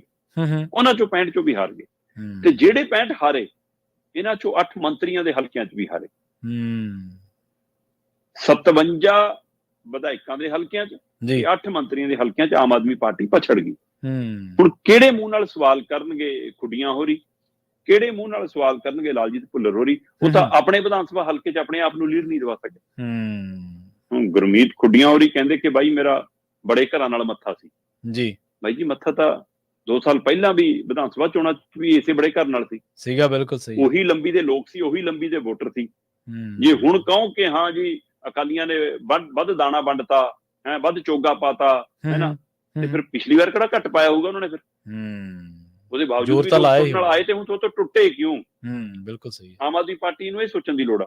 ਗੁਰਮੀਤ ਖੁੱਡੀਆਂ ਲੰਬੀ ਹਲਕੇ ਦੇ ਵਿੱਚ, ਲੰਬੀ ਵਿਧਾਨ ਸਭਾ ਹਲਕੇ ਦੇ ਵਿੱਚ ਵੀ ਹੱਥ ਮੇਰੇ ਤੋਂ ਪਛੜ ਗਏ ਹੈ ਨਾ। ਬੀਬੀ ਨੂੰ ਪਈ ਆ 54,000 ਵੋਟ, ਖੁੱਡੀਆਂ ਨੂੰ ਪੈ ਰਹੀ ਹੈ 31,000 ਵੋਟ।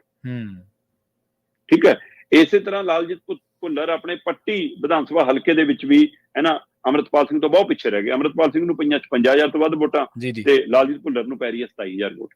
ਇਸੇ ਤਰ੍ਹਾਂ ਤੀਜੀ ਮੰਤਰੀ ਡਾਕਟਰ ਬਲਜੀਤ ਕੌਰ, ਇਹਦੇ ਹਲਕੇ ਮਲੋਟ ਦੇ ਵਿੱਚ ਵੀ ਆਮ ਆਦਮੀ ਪਾਰਟੀ ਪਿੱਛੇ ਰਹਿ ਗਈ।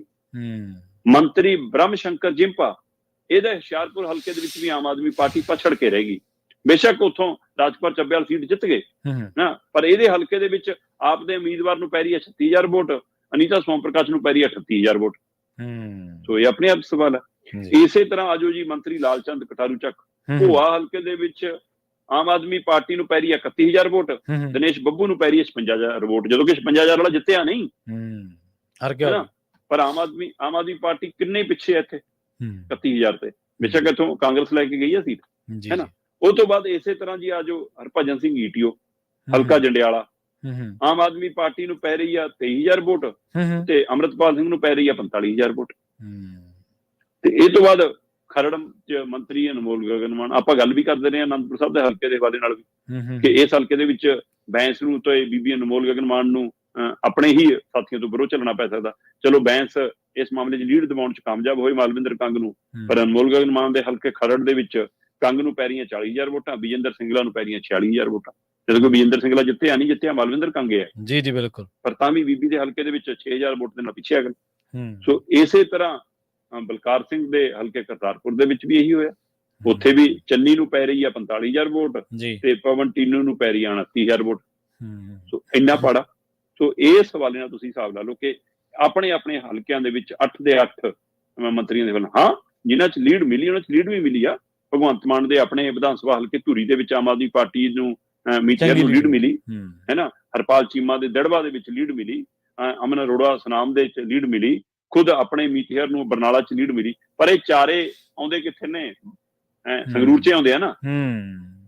ਤੇ ਫਿਰ ਉਹੀ ਗੱਲ ਹੋ ਗਈ ਨਾ ਜਿਹੜੀ ਗੱਲ ਆਪਾਂ ਬੀਬੀ ਹਰਸਿਮਰਤ ਲਈ ਕਹਿੰਦੇ ਆ ਕਿ ਅਕਾਲੀ ਦਲ ਨੇ ਸਾਰਾ ਜ਼ੋਰ ਬਠਿੰਡੇ ਲਾਇਆ, ਇਹਦਾ ਤੁਸੀਂ ਵੀ ਸਾਰਾ ਜ਼ੋਰ ਇੱਥੇ ਹੀ ਲਾਇਆ। ਜੇ ਬਾਕੀ ਵੀ ਜ਼ੋਰ ਲਾਇਆ ਹੁੰਦਾ ਸ਼ਾਇਦ ਸਥਿਤੀ ਹੋਰ ਹੁੰਦੀ ਜੀ ਬਿਲਕੁਲ, ਜਾਂ 2 ਸਾਲਾਂ 'ਚ ਕੰਮ ਕੀਤੇ ਹੁੰਦੇ ਇਸ਼ਤਿਹਾਰ ਦੇਣ ਦੀ ਬਜਾਏ, ਤਾਂ ਸ਼ਾਇਦ ਸਥਿਤੀ ਹੋਰ ਹੁੰਦੀ। ਆਮ ਆਦਮੀ ਪਾਰਟੀ ਇਸੇ ਭੁਲੇਖੇ 'ਚ ਰਹੀ ਕਿ ਇਕੱਲੀ ਬਿਜਲੀ ਨੇ ਸਾਨੂੰ ਤਾਰ ਦੇਣਾ। ਉਹ ਭੁੱਲ ਗਏ ਕਿ ਮੋਟਰਾਂ ਦੀ ਬਿਜਲੀ ਬਾਦਲਾਂ ਨੇ ਮਾਫ ਕੀਤੀ ਸੀ, ਲੋਕਾਂ ਨੇ ਉਹ ਵੀ ਧੋਤੇ ਸੀ ਹੈ ਨਾ। ਤੇ ਬੱਸਾਂ 'ਚ ਮੁਫਤ ਸਫ਼ਰ ਕਾਂਗਰਸ ਸਰਕਾਰ ਨੇ ਕੀਤਾ ਸੀ, ਤਾਂ ਵੀ ਵੋਟਾਂ ਨਹੀਂ ਪਈਆਂ। ਸੋ ਇਸ ਲਈ ਜਦੋਂ ਤੱਕ ਤੁਸੀਂ ਲੋਕ ਹਿੱਤੀ ਯੋਜਨਾ ਤੇ ਕੰਮ ਨਹੀਂ ਕਰਦੇ, ਲੋਕਾਂ ਨਾਲ ਕੀਤੇ ਵਾਅਦਿਆਂ ਤੇ ਪੂਰੇ ਨਹੀਂ ਉਤਰਦੇ, ਔਰ ਸੂਬੇ ਦੇ ਹਿੱਤਾਂ ਨੂੰ ਧਿਆਨ 'ਚ ਰੱਖ ਕੇ ਕੰਮ ਨਹੀਂ ਕਰਦੇ, ਤਾਂ ਇੱਥੇ ਬੜੇ ਬੜੇ ਧੋਤੇ ਜਾਂਦੇ ਰਹੇ ਨੇ। ਇਹ ਸ਼ੀਸ਼ਾ ਦਿਖਾ ਦਿੱਤਾ ਆਮ ਆਦਮੀ ਪਾਰਟੀ ਨੂੰ, ਅਜੇ ਵੀ ਸੁਧਰ ਜਾਓ। ਜੀ ਜੀ ਬਿਲਕੁਲ। ਤੇ ਕਹਿੰਦੇ 328 ਉਮੀਦਵਾਰਾਂ ਦੇ ਵਿੱਚ 266 ਦੀ ਜ਼ਮਾਨਤ ਜ਼ਬਤ ਹੋ ਗਈ ਜੀ। ਪ੍ਰਵੀਨ ਜੀ, ਤੁਹਾਨੂੰ ਯਾਦ ਆ ਆਪਾਂ ਜਦੋਂ ਗੱਲ ਕਰਦੇ ਹੁੰਦੇ ਸੀ ਕਿ ਭਾਈ ਉਮੀਦਵਾਰ ਤਾਂ 328 ਖੜੇ ਆ, ਹਾਂਜੀ ਪਰ 59 ਉਮੀਦਵਾਰ ਹੈ ਜਿਨ੍ਹਾਂ 'ਚ ਮੁਕਾਬਲਾ ਹੈ। ਹਾਂਜੀ ਹਾਂਜੀ ਮੈਨੂੰ ਯਾਦ ਹੈ। ਤੇ ਜ਼ਮਾਨਤ 62 ਦੀ ਬਚੀ ਹੈ, ਹੂੰ ਬਾਕੀਆਂ ਦੀ ਜ਼ਮਾਨਤ ਵੀ ਨਹੀਂ ਬਚੀ। ਜੀ ਸੋ ਇੱਥੋਂ ਅੰਦਾਜ਼ਾ ਲਾਉਣ ਦੀ ਲੋੜ ਹੈ ਕਿ 328 ਚੋਂ 62 ਹੀ ਆਪਣੀ ਜ਼ਮਾਨਤ ਬਚਾ ਸਕੇ ਨੇ। ਸਿਮਰਜੀਤ ਮਾਨ ਜ਼ਮਾਨਤ ਬਚਾ ਗਏ, ਪਰ ਬਹੁਜਨ ਸਮਾਜ ਪਾਰਟੀ ਦੇ ਪ੍ਰਧਾਨ ਵੀ ਆਪਣੀ ਜ਼ਮਾਨਤ ਨਹੀਂ ਬਚਾ ਸਕੇ। ਸੋ ਜਦੋਂ ਕਿ ਸ਼੍ਰੋਮਣੀ ਅਕਾਲੀ ਦਲ ਅੰਮ੍ਰਿਤਸਰ ਦੇ ਬਾਕੀ ਉਮੀਦਵਾਰ ਲਗਭਗ ਜ਼ਮਾਨਤ ਬਚਾਉਣ 'ਚ ਪਿਛਾਂਹ ਰਹਿ ਗਏ, ਲੱਖਾ ਸਿਧਾਣਾ ਵੀ ਆਪਣੀ ਜ਼ਮਾਨਤ ਨਹੀਂ ਬਚਾ ਸਕਿਆ, ਹੈ ਨਾ, ਜਾਂ ਬਹੁਜਨ ਸਮਾਜ ਪਾਰਟੀ ਦੇ ਵੀ ਜ਼ਿਆਦਾਤਰ ਉਮੀਦਵਾਰ ਬਾਕੀ ਆਪਣੀ ਜ਼ਮਾਨਤ ਕੋਈ ਨਹੀਂ ਬਚਾ ਸਕਿਆ, ਹੈ ਨਾ। ਸੋ ਇਸ ਲਈ ਇਹ ਸਵਾਲ ਹੈਗੇ ਨੇ। ਪਰ ਜਦੋਂ ਤੁਸੀਂ ਇਸ ਸਵਾਲ ਨਾਲ ਦੇਖਦੇ ਹੋ ਤਾਂ ਅਕਾਲੀ ਦਲ ਸਭ ਤੋਂ, ਪਾਰਟੀਆਂ ਦੇ ਪੱਧਰ 'ਤੇ ਦੇਖੋ ਤਾਂ ਅਕਾਲੀ ਦਲ ਸਭ ਤੋਂ ਬੜੀ ਅਜਿਹੀ ਪਾਰਟੀ ਹੈ ਜਿਹਦੀਆਂ ਸਭ ਤੋਂ ਵੱਧ ਉਮੀਦਵਾਰਾਂ ਦੀ ਜ਼ਮਾਨਤਾਂ ਜ਼ਬਤ ਹੋਈਆਂ। 13 ਚੋਂ 10 ਉਮੀਦਵਾਰਾਂ ਦੀ ਜ਼ਮਾਨਤ ਜ਼ਬਤ ਹੈ ਅਕਾਲੀ ਦਲ ਦੀ। ਆਪਾਂ ਕੱਲ ਅਕਾਲੀ ਦਲ ਦੇ ਚੌਥੇ ਨੰਬਰ ਦੇ ਉੱਤੇ 11 ਉਮੀਦਵਾਰ ਚੌਥੇ ਨੰਬਰ ਤੇ ਆਪਾਂ ਕੱਲੇ ਗੱਲ ਕਰਕੇ ਹਾਂਜੀ ਹਾਂਜੀ ਹੈ ਨਾ, ਇੱਕ ਉਮੀਦਵਾਰ 5ਵੇਂ ਨੰਬਰ ਤੇ ਇੱਕੋ ਹੈ ਪਹਿਲੇ ਨੰਬਰ ਤੇ। ਸੋ ਅਕਾਲੀ ਦਲ ਦੇ 10 ਉਮੀਦਵਾਰ ਜਿਨ੍ਹਾਂ ਦੀ ਜ਼ਮਾਨਤ ਜ਼ਬਤ ਹੋਈ ਤੇ ਜਿਨ੍ਹਾਂ ਚੋਂ 1 ਲੱਖ ਵੋਟ ਵੀ ਨਹੀਂ ਲੈ ਸਕੇ। ਹਾਂਜੀ ਹਾਂਜੀ ਬਿਲਕੁਲ। ਹਰ ਲੋਕ ਸਭਾ ਹਲਕੇ ਦੇ ਵਿੱਚ 9 ਲੱਖ ਤੋਂ ਲੈ ਕੇ 11 ਲੱਖ ਤੱਕ ਵੋਟ ਪੋਲ ਹੋਈ ਹੈ। ਤੇ ਪਰ ਇਹਨਾਂ ਦੇ 6 ਉਮੀਦਵਾਰ ਇਹੋ ਜਿਹੇ ਨੇ, Daljit Cheema 85,000 vote, Baltoha 86,000 vote, KP 67,000 vote, Sohan Singh Thandal 91,000 vote, Rajinder Singh Dhillon 90,000 vote, ਇਸੇ ਤਰ੍ਹਾਂ ਆ ਜੀ ਇਕਬਾਲ ਝੁੰਦਾ 62,000 ਵੋਟ, ਲੱਖ ਵੋਟ ਵੀ ਨਹੀਂ ਆਈ। ਹਾਂ, ਜਿੱਥੋਂ ਤੱਕ ਹੈ ਜ਼ਮਾਨਤਾਂ, ਚੀਮਾ ਦੀ ਜ਼ਮਾਨਤ ਵੀ ਨਹੀਂ ਬਚੀ, ਬਲਟੋਹਾ ਦੀ ਵੀ ਨਹੀਂ ਬਚੀ, ਮਹਿੰਦਰ KP ਦੀ ਵੀ ਨਹੀਂ ਬਚੀ, ਸੋਹਣ ਸਿੰਘ ਠੰਡਲ ਦੀ ਵੀ ਨਹੀਂ ਬਚੀ, ਚੰਦੂ ਮਾਜਰਾ ਲੱਖ ਤੋਂ ਵੋਟ ਤਾਂ ਰਹਿ ਗਿਆ ਪਰ ਜ਼ਮਾਨਤ ਤਾਂ ਵੀ ਨਹੀਂ ਬਚੀ, ਰਣਜੀਤ ਸਿੰਘ ਢਿੱਲੋਂ ਲੁਧਿਆਣਾ ਦੀ ਜ਼ਮਾਨਤ ਵੀ ਨਹੀਂ ਬਚੀ, ਬਿਕਰਮਜੀਤ ਖਾਲਸਾ ਵੀ 1 ਲੱਖ ਤੋਂ ਵੱਧ ਵੋਟ ਲੈ ਗਿਆ ਪਰ ਜ਼ਮਾਨਤ ਨਹੀਂ ਬਚੀ, ਰਾਜਵਿੰਦਰ ਸਿੰਘ ਫਰੀਦਕੋਟ ਵੀ 1 ਲੱਖ ਤੋਂ ਵੱਧ ਵੋਟ ਲੈ ਗਿਆ ਪਰ ਜ਼ਮਾਨਤ ਨਹੀਂ ਬਚੀ, ਇਕਬਾਲ ਝੁੰਦਾ ਤੇ NK ਸ਼ਰਮਾ। ਠੀਕ ਹੈ। ਸੋ ਇਹ NK ਸ਼ਰਮਾ ਵੀ 1.5 ਲੱਖ ਵੋਟ ਲੈ ਗਿਆ ਪਰ ਜ਼ਮਾਨਤ ਨਹੀਂ ਬਚੀ। ਇਹ 10 ਉਮੀਦਵਾਰ ਅਜਿਹੇ ਨੇ। ਭਾਜਪਾ ਦੇ ਵੀ 13 ਚੋਂ 5 ਉਮੀਦਵਾਰ ਨੇ ਜਿਨ੍ਹਾਂ ਦੀ ਜ਼ਮਾਨਤ ਨਹੀਂ ਬਚੀ, ਜਿਨ੍ਹਾਂ 'ਚ ਮਨਜੀਤ ਮੰਨਾ, ਪਰਮਪਾਲ ਕੌਰ ਸਿੱਧੂ, ਹੰਸਰਾਜ ਹੰਸ, ਗੇਜਾ ਰਾਮ ਤੇ ਅਰਵਿੰਦ ਖੰਨਾ, ਇਹ ਆਪਣੀ ਜ਼ਮਾਨਤ ਨਹੀਂ ਬਚਾ ਸਕੇ। ਕਾਂਗਰਸ ਦੀ ਵੀ 1 ਉਮੀਦਵਾਰ ਹੈ 13 ਚੋਂ, ਮਤਲਬ 12 ਜ਼ਮਾਨਤ ਬਚਾ ਗਏ, 12 ਚੋਂ 7 ਤਾਂ ਜਿੱਤੇ ਗਏ, ਹੈ ਨਾ। ਇਹਨਾਂ ਦੇ ਵਿੱਚ ਅਮਰਜੀਤ ਕੌਰ ਸਾਹੂਕੇ ਆਪਣੀ ਜ਼ਮਾਨਤ ਨਹੀਂ ਬਚਾ ਸਕੀ ਜੀ। ਔਰ ਇਹਨਾਂ ਤਿੰਨਾਂ ਪਾਰਟੀਆਂ ਚੋਂ ਦੇਖਣਾ ਹੋਵੇ ਤਾਂ ਫਰੀਦਕੋਟ ਹਲਕਾ ਅਜਿਹਾ ਜਿੱਥੇ ਤਿੰਨੋਂ ਪਾਰਟੀਆਂ ਦੇ ਉਮੀਦਵਾਰਾਂ ਦੀ ਜ਼ਮਾਨਤ ਨਹੀਂ ਬਚੀ। ਮਤਲਬ ਸਰਬਜੀਤ ਸਿੰਘ ਖਾਲਸਾ ਤੇ ਕਰਮਜੀਤ ਅਨਮੋਲ ਪਹਿਲੇ 2 ਉਮੀਦਵਾਰ ਨੇ, ਸਰਬਜੀਤ ਸਿੰਘ ਖਾਲਸਾ ਜਿੱਤ ਗਏ ਤੇ ਕਰਮਜੀਤ ਅਨਮੋਲ ਦੂਏ ਇੱਥੇ ਨੇ ਜਿਨ੍ਹਾਂ ਦੀ ਜ਼ਮਾਨਤ ਬਚੀ ਆ। ਇਹਦਾ ਮਤਲਬ ਉਹ ਤੋਂ ਬਾਅਦ ਸਾਰੇ ਹੀ ਉੱਥੇ ਜਿੰਨੇ ਲੜਦੇ ਸੀ ਸਾਰਿਆਂ ਦੀ ਜ਼ਮਾਨਤ ਜ਼ਬਤ ਆ। ਦੋਨਾਂ 'ਚ ਹੀ ਵੋਟ ਜ਼ਿਆਦਾ ਵੰਡੀ ਗਈ। ਅਮਰਜੀਤ ਕੌਰ ਸਾਹੂਕੇ ਫਰੀਦਕੋਟ, ਇਹਦੀ ਵੀ ਜ਼ਮਾਨਤ ਜ਼ਬਤ ਆ। ਹੰਸਰਾਜ ਹੰਸ ਫਰੀਦਕੋਟ, ਇਹਦੀ ਵੀ ਜ਼ਮਾਨਤ ਜ਼ਬਤ ਆ। ਤੇ ਰਾਜਵਿੰਦਰ ਸਿੰਘ ਫਰੀਦਕੋਟ, ਇਹਦੀ ਵੀ ਜ਼ਮਾਨਤ ਜ਼ਬਤ। ਹਾਂ, ਆਮ ਆਦਮੀ ਪਾਰਟੀ ਲਈ ਸੁੱਖ ਦਾ ਸਾਹ ਇਹੀ ਹੈ ਕਿ ਸੀਟਾਂ ਚਾਹੇ 3 ਆਈਆਂ ਪਰ ਜ਼ਮਾਨਤ ਕਿਸੇ ਦੀ ਜ਼ਬਤ ਨਹੀਂ ਹੋਈ। ਆਮ ਆਦਮੀ ਪਾਰਟੀ ਦੇ 13 ਦੇ 13 ਉਮੀਦਵਾਰ, 3 ਜਿੱਤਣ ਵਾਲੇ ਵੀ, ਉਸ ਤੋਂ ਬਿਨਾਂ 10 ਵੀ ਜ਼ਮਾਨਤ ਬਚਾਉਣ 'ਚ ਕਾਮਯਾਬ ਹੋਏ ਨੇ। ਮੈਂ ਦੱਸਦਾ ਕਿ 16.66% ਲਗਭਗ ਵੋਟ ਚਾਹੀਦੀ ਹੁੰਦੀ ਹੈ ਜ਼ਮਾਨਤ ਬਚਾਉਣ ਦੇ ਹਵਾਲੇ ਨਾਲ। ਠੀਕ ਹੈ ਜੀ। ਸੋ ਇਸ ਲਈ ਇਹ ਸਥਿਤੀ ਹੈ ਜੀ। ਤੇ ਜਾਂਦਿਆਂ ਦੀ ਗੱਲ ਕਰੀਏ ਪੰਜਾਬੀ ਮਾਂ ਬੋਲੀ ਦੇ ਬਾਰੇ, ਸਾਡੇ ਜਿਹੜੇ ਵਿਧਾਨਕਾਰ ਨੇ ਜਾਂ ਸਾਡੇ ਜਿਹੜੇ ਨੁਮਾਇੰਦੇ ਨੇ, ਇਹਨਾਂ ਨੂੰ ਮਾਂ ਬੋਲੀ ਦੇ ਬਾਰੇ ਯਾਦ ਕਰਾਉਣਾ ਪੈਂਦਾ। ਹੁਣ ਪੰਜਾਬ ਦੇ ਸੰਸਦ ਮੈਂਬਰਾਂ ਨੂੰ ਮਾਂ ਬੋਲੀ ਪੰਜਾਬੀ ਦੇ ਵਿੱਚ ਸਹੁੰ ਚੁੱਕਣ ਦੇ ਲਈ ਚਿੱਠੀ ਲਿਖੀ ਗਈ ਹੈ ਜੀ। ਬਿਲਕੁਲ ਪ੍ਰਵੀਨ ਜੀ, ਚਿੱਠੀ ਮੈਂ ਹੀ ਲਿਖੀ ਹੈ। ਅੱਛਾ, ਚਲੋ। ਮੈਂ ਪੰਜਾਬ ਦੇ 13 ਦੇ 13 ਸੰਸਦ ਮੈਂਬਰਾਂ ਨੂੰ ਤੇ ਪੰਜਾਬ ਦੀ ਰਾਜਧਾਨੀ ਚੰਡੀਗੜ੍ਹ ਤੋਂ ਜਿੱਤੇ ਇੱਕ ਸੰਸਦ ਮੈਂਬਰ 14ਵੇਂ ਨੂੰ 14 ਦੇ 14 ਨੂੰ ਚਿੱਠੀ ਲਿਖ ਕੇ ਅਰਜ਼ੋਈ ਕੀਤੀ ਹੈ ਕਿ ਸਾਡੀ ਸ਼ਹਿਦ ਨਾਲੋਂ ਮਿੱਠੀ ਮਾਂ ਬੋਲੀ ਪੰਜਾਬੀ, ਜੇ ਤੁਸੀਂ ਆਪਣੀ ਬੋਲੀ 'ਚ ਸਹੁੰ ਚੁੱਕੋ ਤਾਂ ਚੰਗਾ ਲੱਗੇ ਕਿ ਭਾਰਤ ਦੀ ਸੰਸਦ ਦੇ ਵਿੱਚ ਪੰਜਾਬ ਤੋਂ ਗਿਆ ਸੰਸਦ ਮੈਂਬਰ ਜਦੋਂ ਗੁਰਮੁਖੀ ਲਿਪੀ ਵਾਲੇ ਬੋਲਾਂ ਨੂੰ ਉਚਾਰੇ ਤਾਂ ਉੱਥੇ ਪੰਜਾਬੀਆਂ ਦਾ ਸਿਰ ਉੱਚਾ ਹੋਊਗਾ ਮਾਣ ਨਾਲ ਕਿ ਹਾਂ, ਸਾਡੇ ਮੈਂਬਰ ਪਾਰਲੀਮੈਂਟ ਨੇ, ਸਾਡੇ ਸੰਸਦ ਮੈਂਬਰ ਨੇ, ਸਾਡੇ ਹਲਕੇ ਦੇ ਨੁਮਾਇੰਦੇ ਨੇ ਭਾਰਤ ਦੀ ਸੰਸਦ ਦੇ ਵਿੱਚ ਆਪਣੀ ਬੋਲੀ 'ਚ ਸਹੁੰ ਚੁੱਕੀ ਹੈ। ਇਹਦੇ ਨਾਲ ਤੁਹਾਡੀ ਵੀ ਉਸ ਦੇ ਨਾਲ ਜੁੜਾਵ ਵੱਧ ਹੋਊਗਾ। ਮੈਂ ਤਾਂ ਇਹ ਵੀ ਆਸ ਕਰਦਾ ਕਿ ਉੱਥੇ ਮੁੱਦੇ ਚੁੱਕਣ ਲੱਗੇ ਵੀ ਆਪਣੀ ਬੋਲੀ ਨੂੰ ਪਹਿਲ ਦੇਣ, ਹੈ ਨਾ, ਕਿਉਂਕਿ ਉੱਥੇ ਪ੍ਰਵੀਨ ਜੀ ਉਹ ਪ੍ਰਬੰਧ ਹੈਗਾ ਬਿਲਕੁਲ ਕਿ ਤੁਸੀਂ ਜਦੋਂ ਵੀ ਬੋਲਣਾ, ਜੇ ਦਿਨ 'ਚ 2 ਵਾਰ ਬੋਲਣਾ, 3 ਵਾਰ ਬੋਲਣਾ, 4 ਵਾਰ ਬੋਲਣਾ, ਤਾਂ ਤੁਹਾਨੂੰ ਪਤਾ ਹੁੰਦਾ ਕਿ ਅੱਜ ਤੁਹਾਡੀ ਵਾਰੀ ਹੈ। ਹਾਂਜੀ। ਤੇ ਤੁਸੀਂ ਉਹ ਤੋਂ ਪਹਿਲਾਂ ਸਪੀਕਰ ਸਾਹਿਬ ਨੂੰ ਉੱਥੇ ਦੱਸਣਾ ਹੁੰਦਾ ਹੈ, ਜਾਣਕਾਰੀ ਉਪਲਬਧ ਕਰਾਉਣੀ ਹੁੰਦੀ ਹੈ, ਲਿਖਤੀ ਭਰ ਕੇ ਦੇਣਾ ਹੁੰਦਾ ਕਿ ਮੈਂ ਆਪਣੀ ਭਾਸ਼ਾ 'ਚ ਗੱਲ ਕਰਨੀ ਹੈ ਜੀ, ਮੈਂ ਪੰਜਾਬੀ 'ਚ ਗੱਲ ਕਰੂੰਗਾ ਜੀ, ਮੈਂ ਅੰਗਰੇਜ਼ੀ 'ਚ ਗੱਲ ਕਰੂੰਗਾ ਜੀ, ਮੈਂ ਹਿੰਦੀ 'ਚ ਗੱਲ ਕਰੂੰਗਾ, ਮੈਂ ਉੜੀਆ 'ਚ ਗੱਲ ਕਰੂੰਗਾ, ਜਿਹੜੀ ਭਾਸ਼ਾ ਤੁਸੀਂ ਗੱਲ ਕਰਨੀ। ਜਦੋਂ ਨੁਮਾਇੰਦਾ ਲਿਖ ਕੇ ਦਿੰਦਾ ਉਸ ਤੋਂ ਬਾਅਦ ਉਹਦਾ ਪ੍ਰਬੰਧ ਕਰ ਦਿੰਦੇ ਨੇ ਤੇ ਤੁਸੀਂ ਆਪਣੀ ਭਾਸ਼ਾ 'ਚ ਗੱਲ ਰੱਖਣੀ ਹੈ। ਬਾਕੀ ਸਾਰਿਆਂ ਨੇ ਉਹਨੂੰ ਸੁਣ ਲੱਗਿਆ, ਜਿਹੜੀ ਉਹਨੂੰ ਸਮਝ ਆਉਂਦੀ ਉਹ 'ਚ ਬਦਲ ਲੈਣਗੇ। ਉੱਥੇ ਉਹ ਸਿਸਟਮ ਲੱਗਿਆ। ਬਿਲਕੁਲ ਉਹਨੂੰ ਨਾਲ ਦੀਆਂ ਤਬਦੀਲ ਕਰਕੇ ਅੰਗਰੇਜ਼ੀ, ਹਿੰਦੀ, ਉੜੂਆ, ਗੁਜਰਾਤੀ ਜਿਹ 'ਚ ਸੁਣਨਾ ਚਾਹੋ ਸੁਣ ਲੈਣਾ। ਮਤਲਬ ਪੰਜਾਬ ਤੋਂ ਰਾਜ ਸਭਾ ਮੈਂਬਰ ਬਣੇ 2022 ਦੇ ਵਿੱਚ ਸੰਤ ਬਲਬੀਰ ਸਿੰਘ ਸਿੰਚਿਆ। ਹਾਂਜੀ ਹਾਂਜੀ, ਹੈ ਨਾ। ਬੇਸ਼ੱਕ ਉਹ ਕੁਝ ਫੈਸਲਿਆਂ ਨੂੰ ਲੈ ਕੇ ਹੁਣ ਸਵਾਲਾਂ ਚ ਆਉਂਦੇ ਨੇ ਕਿ ਸਰਕਾਰ ਵਾਲੇ ਮਸਲਿਆਂ ਨੂੰ ਲੈ ਕੇ ਉਹ ਬੋਲਦੇ ਨਹੀਂਗੇ, ਪਰ ਇੱਕ ਪਹਿਲ ਕਦਮੀ ਉਹਨਾਂ ਨੇ ਬਾ ਕਮਾਲ ਕੀਤੀ। ਰਾਜ ਸਭਾ ਚ ਜਾ ਕੇ ਉਹਨਾਂ ਨੇ ਉਸ ਸਮੇਂ ਨਾਇਡੂ ਜੀ ਹੋਰੀ ਸੀਗੇ ਉੱਥੇ, ਹੈ ਨਾ, ਵੈਂਕਈਆ ਨਾਇਡੂ ਹੋਰੀ। ਸੋ ਉਹਨਾਂ ਨੇ ਉਹਨਾਂ ਮੂਹਰੇ ਮੰਗ ਰੱਖੀ ਕਿ ਜੀ ਆਹ ਜਿਹੜਾ ਸਾਨੂੰ ਸਾਰਾ ਖਰੜਾ ਦਿੰਦੇ ਹੋ ਤੁਸੀਂ, ਰੋਜ਼ ਦੀ ਕਾਰਵਾਈ ਚੱਲਦੀ ਹੈ, ਜੋ ਬਿਆਨਬਾਜ਼ੀ ਆਉਂਦੀ ਆ, ਜੋ ਫੈਸਲੇ ਆਉਂਦੇ ਨੇ, ਜੋ ਪ੍ਰੋਗਰਾਮ ਆਉਂਦਾ ਸਾਰਾ, ਉਹ ਸਾਰਾ ਸਾਨੂੰ ਅੰਗਰੇਜ਼ੀ ਜਾਂ ਹਿੰਦੀ ਚ ਮਿਲਦਾ। ਕਹਿੰਦੇ ਆਪਾਂ ਨੂੰ ਨਹੀਂ ਸਮਝ ਆਉਂਦੀ, ਮੈਨੂੰ ਮੇਰੀ ਭਾਸ਼ਾ ਚ ਮਿਲਣਾ ਚਾਹੀਦਾ। ਚੰਦਰ ਬਾਬੂ ਨਾਇਡੂ ਜੀ ਕਹਿੰਦੇ ਕਿ ਇਹ ਤਾਂ ਹੁਣ ਤੱਕ ਐਂ ਚੱਲਦਾ ਆ, 2 ਭਾਸ਼ਾਵਾਂ ਚ ਉਪਲਬਧ। ਉਹ ਕਹਿੰਦੇ ਜੇ ਸੰਸਦ ਮੈਂਬਰ ਨੂੰ ਤੁਸੀਂ ਉਹਦੀ ਭਾਸ਼ਾ ਚ ਨਹੀਂ ਦੇ ਸਕਦੇ, ਫਿਰ ਦੇਸ਼ ਦੇ ਵਿੱਚ ਭਾਸ਼ਾਵਾਂ ਲਈ ਤੁਸੀਂ ਕੀ ਕਰ ਰਹੇ ਹੋ? ਔਰ ਖਾਸ ਕਰਕੇ ਇਹ ਕਿ ਚੰਦਰ ਬਾਬੂ ਨਾਇਡੂ ਹੋਰੀ ਖੇਤਰੀ ਭਾਸ਼ਾਵਾਂ ਨੂੰ ਬਹੁਤ ਪਿਆਰ ਕਰਦੇ ਰਹੇ ਨੇ। ਉਹ ਕਈ ਸਟੇਜਾਂ ਤੋਂ ਉਸ ਦੀ ਗੱਲ ਕਰਦੇ ਰਹੇ ਨੇ। ਸੋ ਇਸ ਲਈ ਉਹਨਾਂ ਦੇ ਅਸਤੀਫੇ ਵਾਲਾ ਦਿਨ ਵੀ, ਮਤਲਬ ਉਹਨਾਂ ਦੇ ਟਰਮ ਖਤਮ ਹੋਣ ਵਾਲਾ ਦਿਨ ਵੀ ਆ ਗਿਆ, ਜਦੋਂ ਉਹਨਾਂ ਨੇ ਵਿਦਾਇਗੀ ਪਾਰਟੀ ਹੋਣੀ ਸੀ। ਉਸ ਦਿਨ ਫਿਰ ਮੁੱਦਾ ਖੜਾ ਕਰ ਲਿਆ ਰਾਜ ਸਭਾ ਮੈਂਬਰ ਬਲਬੀਰ ਸਿੰਘ ਸਿੰਚੇਵਾਲ ਹੋਰਾਂ ਨੇ। ਤੇ ਫਿਰ ਨਾਇਡੂ ਹੋਰੀ ਕਹਿੰਦੇ ਕਿ ਸਿੰਚੇਵਾਲ ਜੀ, ਜੇ ਤੁਹਾਡੇ ਲਈ ਕਰਾਂਗੇ ਇਹ ਤਾਂ ਫਿਰ ਧੱਕਾ ਹੋ ਜਾਊਗਾ ਕਿ ਇਕੱਲੀ ਇੱਕ ਭਾਸ਼ਾ ਲਈ ਕਰਦਾ, ਇੱਥੇ ਤਾਂ 22 ਭਾਸ਼ਾਵਾਂ ਵਾਲੇ ਨੇ। ਤੇ ਉਹ ਕਹਿੰਦੇ ਜੀ ਮੈਨੂੰ ਨਹੀਂ ਪਤਾ, ਮੈਨੂੰ ਮੇਰੀ ਭਾਸ਼ਾ ਚ ਮਿਲਣਾ ਚਾਹੀਦਾ, ਜੇ ਮੇਰੀ ਭਾਸ਼ਾ ਦੇ ਨਾਲ ਬਾਕੀਆਂ ਦਾ ਵੀ ਭਲਾ ਹੁੰਦਾ ਤਾਂ ਕਰੋ। ਫਿਰ ਹੋਇਆ ਇਹੀ, ਉਹ ਜਾਣ ਤੋਂ ਪਹਿਲਾਂ 22 ਦੀਆਂ 22 ਭਾਸ਼ਾਵਾਂ ਦੇ ਵਿੱਚ ਇਹ ਫੈਸਲਾ ਕਰ ਗਏ ਕਿ ਤੁਸੀਂ ਜਿਹੜੀ ਭਾਸ਼ਾ ਚ ਚਾਹੋਗੇ ਤੁਹਾਨੂੰ ਉਸ ਭਾਸ਼ਾ 'ਚ ਸਾਰਾ ਖਰੜਾ ਮਿਲੂਗਾ। ਤੇ ਉਹਦੇ ਨਾਲ ਬੋਲਣ ਵਾਲੀ ਪਹਿਲਾਂ ਤੋਂ ਹੈਗੀ ਆ, ਪਰ ਸਾਡੇ ਵਾਲੇ ਜਾ ਕੇ ਉੱਥੇ ਹਿੰਦੀ ਬੋਲਦੇ ਨੇ ਤੇ ਫਿਰ ਉਹ ਪਤਾ ਹੀ ਲੱਗਦਾ ਕੀ ਕਰਦੇ ਨੇ। ਸੋ ਇਸ ਲਈ ਤੁਸੀਂ ਆਪਣੀ ਬੋਲੀ ਦੇ ਵਿੱਚ ਆਪਣੀ ਗੱਲ ਵਧੀਆ ਮਜ਼ਬੂਤੀ ਨਾਲ ਰੱਖ ਸਕੋਗੇ। ਪੰਜਾਬ ਦੇ ਲੋਕਾਂ ਨੂੰ ਵੀ ਸਮਝ ਆਊਗੀ ਕਿ ਤੁਸੀਂ ਉੱਥੇ ਪੰਜਾਬ ਦੀ ਕਿਹੜੀ ਗੱਲ ਕੀਤੀ, ਤੇ ਬਾਕੀਆਂ ਨੇ ਜਿਨ੍ਹਾਂ ਨੇ ਸਮਝਣਾ ਉਹਨਾਂ ਲਈ ਉੱਥੇ ਭਾਸ਼ਾ ਬਦਲ ਕੇ ਉਹ ਸੁਣ ਸਕਦੇ ਨੇ, ਸਮਝ ਸਕਦੇ ਨੇ। ਸੋ ਇਸ ਲਈ ਮੈਂ 13 ਦੇ 13 ਪੰਜਾਬ ਦੇ ਸੰਸਦ ਮੈਂਬਰਾਂ ਨੂੰ ਔਰ 14ਵੇਂ ਚੰਡੀਗੜ੍ਹ ਪੰਜਾਬ ਦੀ ਰਾਜਧਾਨੀ ਦੇ ਸੰਸਦ ਮੈਂਬਰ ਨੂੰ ਚਿੱਠੀ ਲਿਖ ਕੇ ਬੇਨਤੀ ਕੀਤੀ ਹੈ ਕਿ ਤੁਸੀਂ ਇਸ ਵਾਰ ਜਦੋਂ ਸੰਸਦ ਮੈਂਬਰ ਵਜੋਂ ਭਾਰਤ ਦੀ ਸੰਸਦ 'ਚ ਪਹੁੰਚ ਚੁੱਕੋ ਤਾਂ ਆਪਣੀ ਮਾਂ ਬੋਲੀ ਪੰਜਾਬੀ 'ਚ ਚੁੱਕੋ। ਇਹ ਅਰਜ਼ੋਈ ਹੈ ਤੇ ਬੇਨਤੀ ਇਹ ਵੀ ਹੈ ਕਿ ਆਸ ਕਰਦੇ ਹਾਂ ਤੁਸੀਂ ਪੰਜਾਬ ਦੀ ਆਵਾਜ਼ ਬਣ ਕੇ ਉੱਥੇ ਕੰਮ ਕਰੋਗੇ, ਨਾ ਕਿ ਆਪਣੀਆਂ ਪਾਰਟੀਆਂ ਦੇ ਨੁਮਾਇੰਦੇ ਬਣ ਕੇ। ਬਿਲਕੁਲ ਜੀ, ਬਿਲਕੁਲ। ਪੰਜਾਬੀ ਮਾਂ ਬੋਲੀ ਦੇ ਹੱਕ ਦੇ ਵਿੱਚ ਹਾਂ ਦਾ ਨਾਅਰਾ ਮਾਰਨ ਦੇ ਲਈ ਤੇ ਇਹਨਾਂ ਸਾਡੇ ਜਿਹੜੇ ਚੁਣੇ ਨੁਮਾਇੰਦੇ ਇਹਨਾਂ ਨੂੰ ਆਪਣਾ ਫਰਜ਼ ਯਾਦ ਕਰਾਉਣ ਦੇ ਲਈ ਸ਼ਰਮਾ ਜੀ ਤੁਹਾਡਾ ਬਹੁਤ ਧੰਨਵਾਦ। ਬਹੁਤ ਸ਼ੁਕਰੀਆ ਜੀ। ਬਿਲਕੁਲ, ਸਾਨੂੰ ਸਾਰਿਆਂ ਨੂੰ ਪੰਜਾਬੀ ਮਾਂ ਬੋਲੀ ਦੇ ਪੁੱਤਰਾਂ ਨੂੰ, ਧੀਆਂ ਨੂੰ ਆਪਣੀ ਜ਼ੁਬਾਨ, ਆਪਣੀ ਮਾਂ ਬੋਲੀ ਸਾਂਭ ਕੇ ਰੱਖਣ ਦੇ ਲਈ ਆਪਣੇ ਪੱਧਰ ਉੱਤੇ ਤਹਈਏ ਕਰਨੇ ਚਾਹੀਦੇ ਆ, ਹੰਭਲੇ ਮਾਰਨੇ ਚਾਹੀਦੇ ਆ।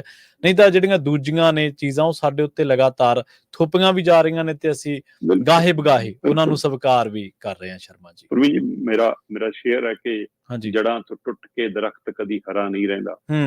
ਜੜਾਂ ਤੋਂ ਟੁੱਟ ਕੇ ਦਰਖਤ ਕਦੀ ਹਰਾ ਨਹੀਂ ਰਹਿੰਦਾ, ਮਾਂ ਬੋਲੀ ਤੋਂ ਮੁੱਖ ਮੋੜ ਕੇ ਧੀ ਪੁੱਤ ਫਿਰ ਖਰਾ ਨਹੀਂ ਰਹਿੰਦਾ। ਜੀ ਬਿਲਕੁਲ, ਬਿਲਕੁਲ। ਸੋ ਬਹੁਤ ਲੋੜ ਆ ਸਾਨੂੰ ਮਾਂ ਬੋਲੀ ਦੇ ਹੱਕ ਦੇ ਵਿੱਚ ਹਾਂ ਦੇ ਨਾਅਰੇ ਮਾਰਨ ਦੇ ਲਈ, ਇਹੋ ਜਿਹੇ ਪ੍ਰੋਗਰਾਮ ਕਰਨ ਦੇ ਲਈ, ਇਹੋ ਜਿਹੇ ਤਹਈਏ ਕਰਨ ਦੇ ਲਈ ਜਿਹਦੇ ਨਾਲ ਅਸੀਂ ਮਾਂ ਬੋਲੀ ਨੂੰ ਹੋਰ ਪ੍ਰਚਾਰ ਸਕੀਏ, ਉਹਦਾ ਪਸਾਰ ਕਰ ਸਕੀਏ। ਇੱਕ ਵਿਅੰਗ ਦੇ ਤੌਰ ਤੇ ਵੀ ਸ਼ਰਮਾ ਜੀ ਕਈ ਵਾਰੀ ਗੱਲ ਵਰਤੀ ਜਾਂਦੀ, ਕਹਿੰਦੇ ਕੋਈ ਸੈਮੀਨਾਰ ਹੋਇਆ ਮਾਂ ਬੋਲੀ ਨੂੰ ਬਚਾਉਣ ਦੇ ਲਈ, ਪੰਜਾਬੀ ਮਾਂ ਬੋਲੀ ਨੂੰ, ਤੇ ਉੱਥੇ ਜਿਹੜੇ ਭਾਸ਼ਣ ਦੇਣ ਆਏ ਸੀਗੇ ਗੁਣੀ ਗਿਆਨੀ ਬੰਦੇ, ਵਿਦਵਾਨ ਬੰਦੇ, ਤੇ ਉਹਨਾਂ ਦੇ ਭਾਸ਼ਣ ਦਿੱਤੇ ਅੰਗਰੇਜ਼ੀ ਦੇ ਵਿੱਚ। ਸੋ ਇਸ ਤਰ੍ਹਾਂ ਦੇ ਸਟਾਇਰ ਵੀ ਬਣਦੇ ਰਹਿੰਦੇ ਨੇ, ਪਰ ਤੰਜ਼ ਵੀ ਹੁੰਦੇ ਰਹਿੰਦੇ ਨੇ, ਪਰ ਫਿਰ ਵੀ ਚਲੋ ਇਹ ਚੰਗੀ ਗੱਲ ਆ। ਸਾਨੂੰ ਸਾਰਿਆਂ ਨੂੰ ਹੀ ਸਾਡੇ MLA ਤੁਸੀਂ ਦੇਖ ਲਓ ਚੰਡੀਗੜ੍ਹ ਦੇ ਵਿੱਚ ਮੀਡੀਆ ਨੂੰ ਜਦੋਂ ਵਰਸ਼ਨ ਦਿੰਦੇ ਆ, ਬਾਈਟ ਦਿੰਦੇ ਆ, ਉਹ ਹਿੰਦੀ ਚੱਕ ਲੈਂਦੇ ਆ ਜਾਂ ਕੋਈ ਹੋਰ। ਪ੍ਰੈਸ ਕਾਨਫਰੰਸਾਂ ਦੇ ਵਿੱਚ ਨਹੀਂ ਸਾਡੇ ਇੱਥੇ ਨੈਸ਼ਨਲ ਮੀਡੀਆ ਸਾਡੀ ਆਵਾਜ਼ ਆਈ ਜਾਊਗੀ। ਹਾਂਜੀ ਹਾਂਜੀ। ਤੇ ਜਦ ਕਿ ਮੈਨੂੰ ਲੱਗਦਾ ਸ਼ਾਇਦ ਭਗਵੰਤ ਮਾਨ ਤੇ ਜਾਂ ਗੁਰਜੀਤ ਔਜਲਾ ਤੇ ਇੱਕ ਸ਼ਾਇਦ ਮੇਰੇ ਨਾਮ ਨਹੀਂ ਯਾਦ ਆ ਰਿਹਾ ਉਹਨਾਂ ਦਾ, ਕਾਂਗਰਸੀ MP ਸੀਗੇ ਜਿਨ੍ਹਾਂ ਨੂੰ ਮੈਂ ਬੋਲਦੇ ਵੇਖਿਆ ਪੰਜਾਬੀ ਦੇ ਵਿੱਚ ਲੋਕ ਸਭਾ ਦੇ ਵਿੱਚ। ਧਰਮਵੀਰ ਗਾਂਧੀ, ਹਾਂਜੀ, ਉਹ ਐਕਟੀ ਚੁਣੇ ਗਏ ਨੇ ਕਾਂਗਰਸ ਤੋਂ, ਉਹ ਵੀ ਪੰਜਾਬੀ ਦੇ ਵਿੱਚ। ਹਾਂਜੀ, ਔਜਲਾ ਵੀ ਬੋਲਦੇ ਦੇਖਿਆ ਪੰਜਾਬੀ ਦੇ ਵਿੱਚ। ਹਾਂਜੀ। ਸੋ ਸਾਡੇ ਵਿਧਾਨਕਾਰਾਂ ਨੂੰ ਵੀ ਥੋੜਾ ਜਿਹਾ ਇਸ ਪਾਸੇ ਧਿਆਨ ਦੇਣਾ ਚਾਹੀਦਾ। ਉਹ ਵੀ ਕਈ ਵਾਰੀ ਹਿੰਦੀ 'ਚ ਚੱਲ ਪੈਂਦੇ ਆ, ਗੱਲ ਚੰਡੀਗੜ੍ਹ 'ਚ ਕਰ ਰਹੇ ਹੁੰਦੇ ਆ, ਪੰਜਾਬ ਦੇ ਮਸਲਿਆਂ ਦੀ ਗੱਲ ਕਰ ਰਹੇ ਹੁੰਦੇ, ਚੱਲ ਹਿੰਦੀ 'ਚ ਪੈਂਦੇ ਆ। ਬਿਲਕੁਲ ਨਹੀਂ, ਵੈਸੇ ਵੀ ਇਹ ਪ੍ਰਵੀਨ ਜੀ ਵੱਡਾ ਮਸਲਾ ਹੈ ਕਿ ਕਿਸੇ ਵੀ, ਮੈਂ ਇਕੱਲੀ ਪੰਜਾਬੀ ਦੀ ਗੱਲ ਨਹੀਂ ਕਰਦਾ, ਜਿਹੜੇ ਵੀ ਸੂਬੇ ਦੀ ਜਿਹੜੀ ਮਾਂ ਬੋਲੀ ਹੈ, ਕਿਉਂਕਿ ਭਾਸ਼ਾ ਧਰਮਾਂ ਦੀ ਨਹੀਂ ਹੁੰਦੀ, ਭਾਸ਼ਾ ਖਿੱਤੇ ਦੀ ਹੁੰਦੀ। ਬਿਲਕੁਲ ਸਹੀ। ਭਾਸ਼ਾ ਇਲਾਕੇ ਦੀ ਹੁੰਦੀ ਹੈ, ਮਿੱਟੀ ਦੀ ਹੁੰਦੀ ਹੈ। ਸੋ ਇਸ ਲਈ ਸਾਨੂੰ ਸਾਡੀ ਬੋਲੀ 'ਚ ਸਿੱਖਿਆ ਤੇ ਸਾਨੂੰ ਸਾਡੀ ਬੋਲੀ 'ਚ ਇਨਸਾਫ ਇਹ ਦੋ ਚੀਜ਼ਾਂ ਦਾ ਮਿਲਣਾ ਬਹੁਤ ਜ਼ਰੂਰੀ ਕਿਉਂਕਿ UN ਦਾ ਸਰਵੇ ਵੀ ਕਹਿੰਦਾ ਕਿ ਜੇ ਤੁਸੀਂ ਪ੍ਰਾਇਮਰੀ ਤੱਕ ਦੀ ਸਿੱਖਿਆ ਆਪਣੀ ਬੋਲੀ ਚ ਲੈਂਦੇ ਹੋ ਤਾਂ ਤੁਹਾਡੇ ਬੱਚੇ ਹੋਰ ਭਾਸ਼ਾਵਾਂ ਸਿੱਖਣ ਦੇ ਵਿੱਚ ਉਹਨਾਂ ਨੂੰ ਆਸਾਨੀ ਹੋਊਗੀ। ਸੋ ਪ੍ਰਾਇਮਰੀ ਤੱਕ ਤੁਹਾਡੀ ਸਿੱਖਿਆ ਦਾ ਮਾਧਿਅਮ ਤੁਹਾਡੀ ਬੋਲੀ ਹੋਣੀ ਚਾਹੀਦੀ ਹੈ ਤਾਂ ਕਿ ਬੱਚਾ ਆਪਣੀ ਬੋਲੀ ਚ ਪਰਪੱਕ ਹੋ ਜਾਵੇ, ਉਸ ਤੋਂ ਬਾਅਦ ਹੋਰ ਭਾਸ਼ਾਵਾਂ ਆਸਾਨੀ ਨਾਲ ਸਿੱਖ ਲੂਗਾ।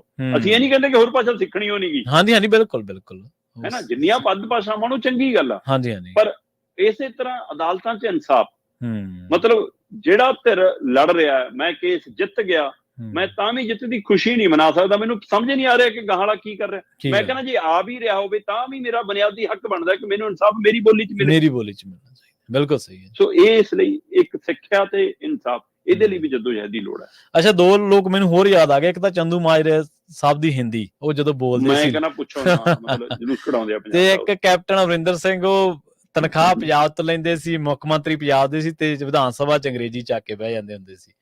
ਨਹੀਂ ਉਹਨਾਂ ਨੇ ਸਹੁੰ ਅੰਗਰੇਜ਼ੀ ਚੁੱਕੀ ਸੀ ਪੰਜਾਬ ਦੇ ਮੁੱਖ ਮੰਤਰੀ ਦੀ। ਹਾਂਜੀ। ਔਰ ਉਸ ਤੋਂ ਬਾਅਦ ਪਹਿਲੀ ਜਦੋਂ ਪ੍ਰੈਸ ਕਾਨਫਰੰਸ ਹੋਈ ਮੈਂ ਉਹਦੇ ਵਿੱਚ ਸੀਗਾ, ਉੱਥੇ ਸਵਾਲ ਆਇਆ ਅੱਛਾ ਕਿ ਤੁਸੀਂ ਪੰਜਾਬੀ ਚ ਸਹੁੰ ਕਿਉਂ ਨਹੀਂ ਚੁੱਕੀ? ਕਹਿੰਦਾ ਲੈ ਪੰਜਾਬੀ ਬੋਲ ਕੇ ਤਾਂ ਘੱਗਰ ਨਹੀਂ ਟੱਪ ਹੁੰਦੀ। ਫਿਰ ਅਗਲੀ ਵਾਰ ਲੋਕਾਂ ਨੇ ਘੱਗਰ ਨਹੀਂ ਟਪਾਈ ਸੀ, ਘਰੇ ਬਿਠਾਤਾ ਸੀ। ਬਿਲਕੁਲ, ਬਹੁਤ ਧੰਨਵਾਦ ਸ਼ਰਮਾ ਜੀ, ਬਹੁਤ ਧੰਨਵਾਦ। ਬਹੁਤ ਸ਼ੁਕਰੀਆ।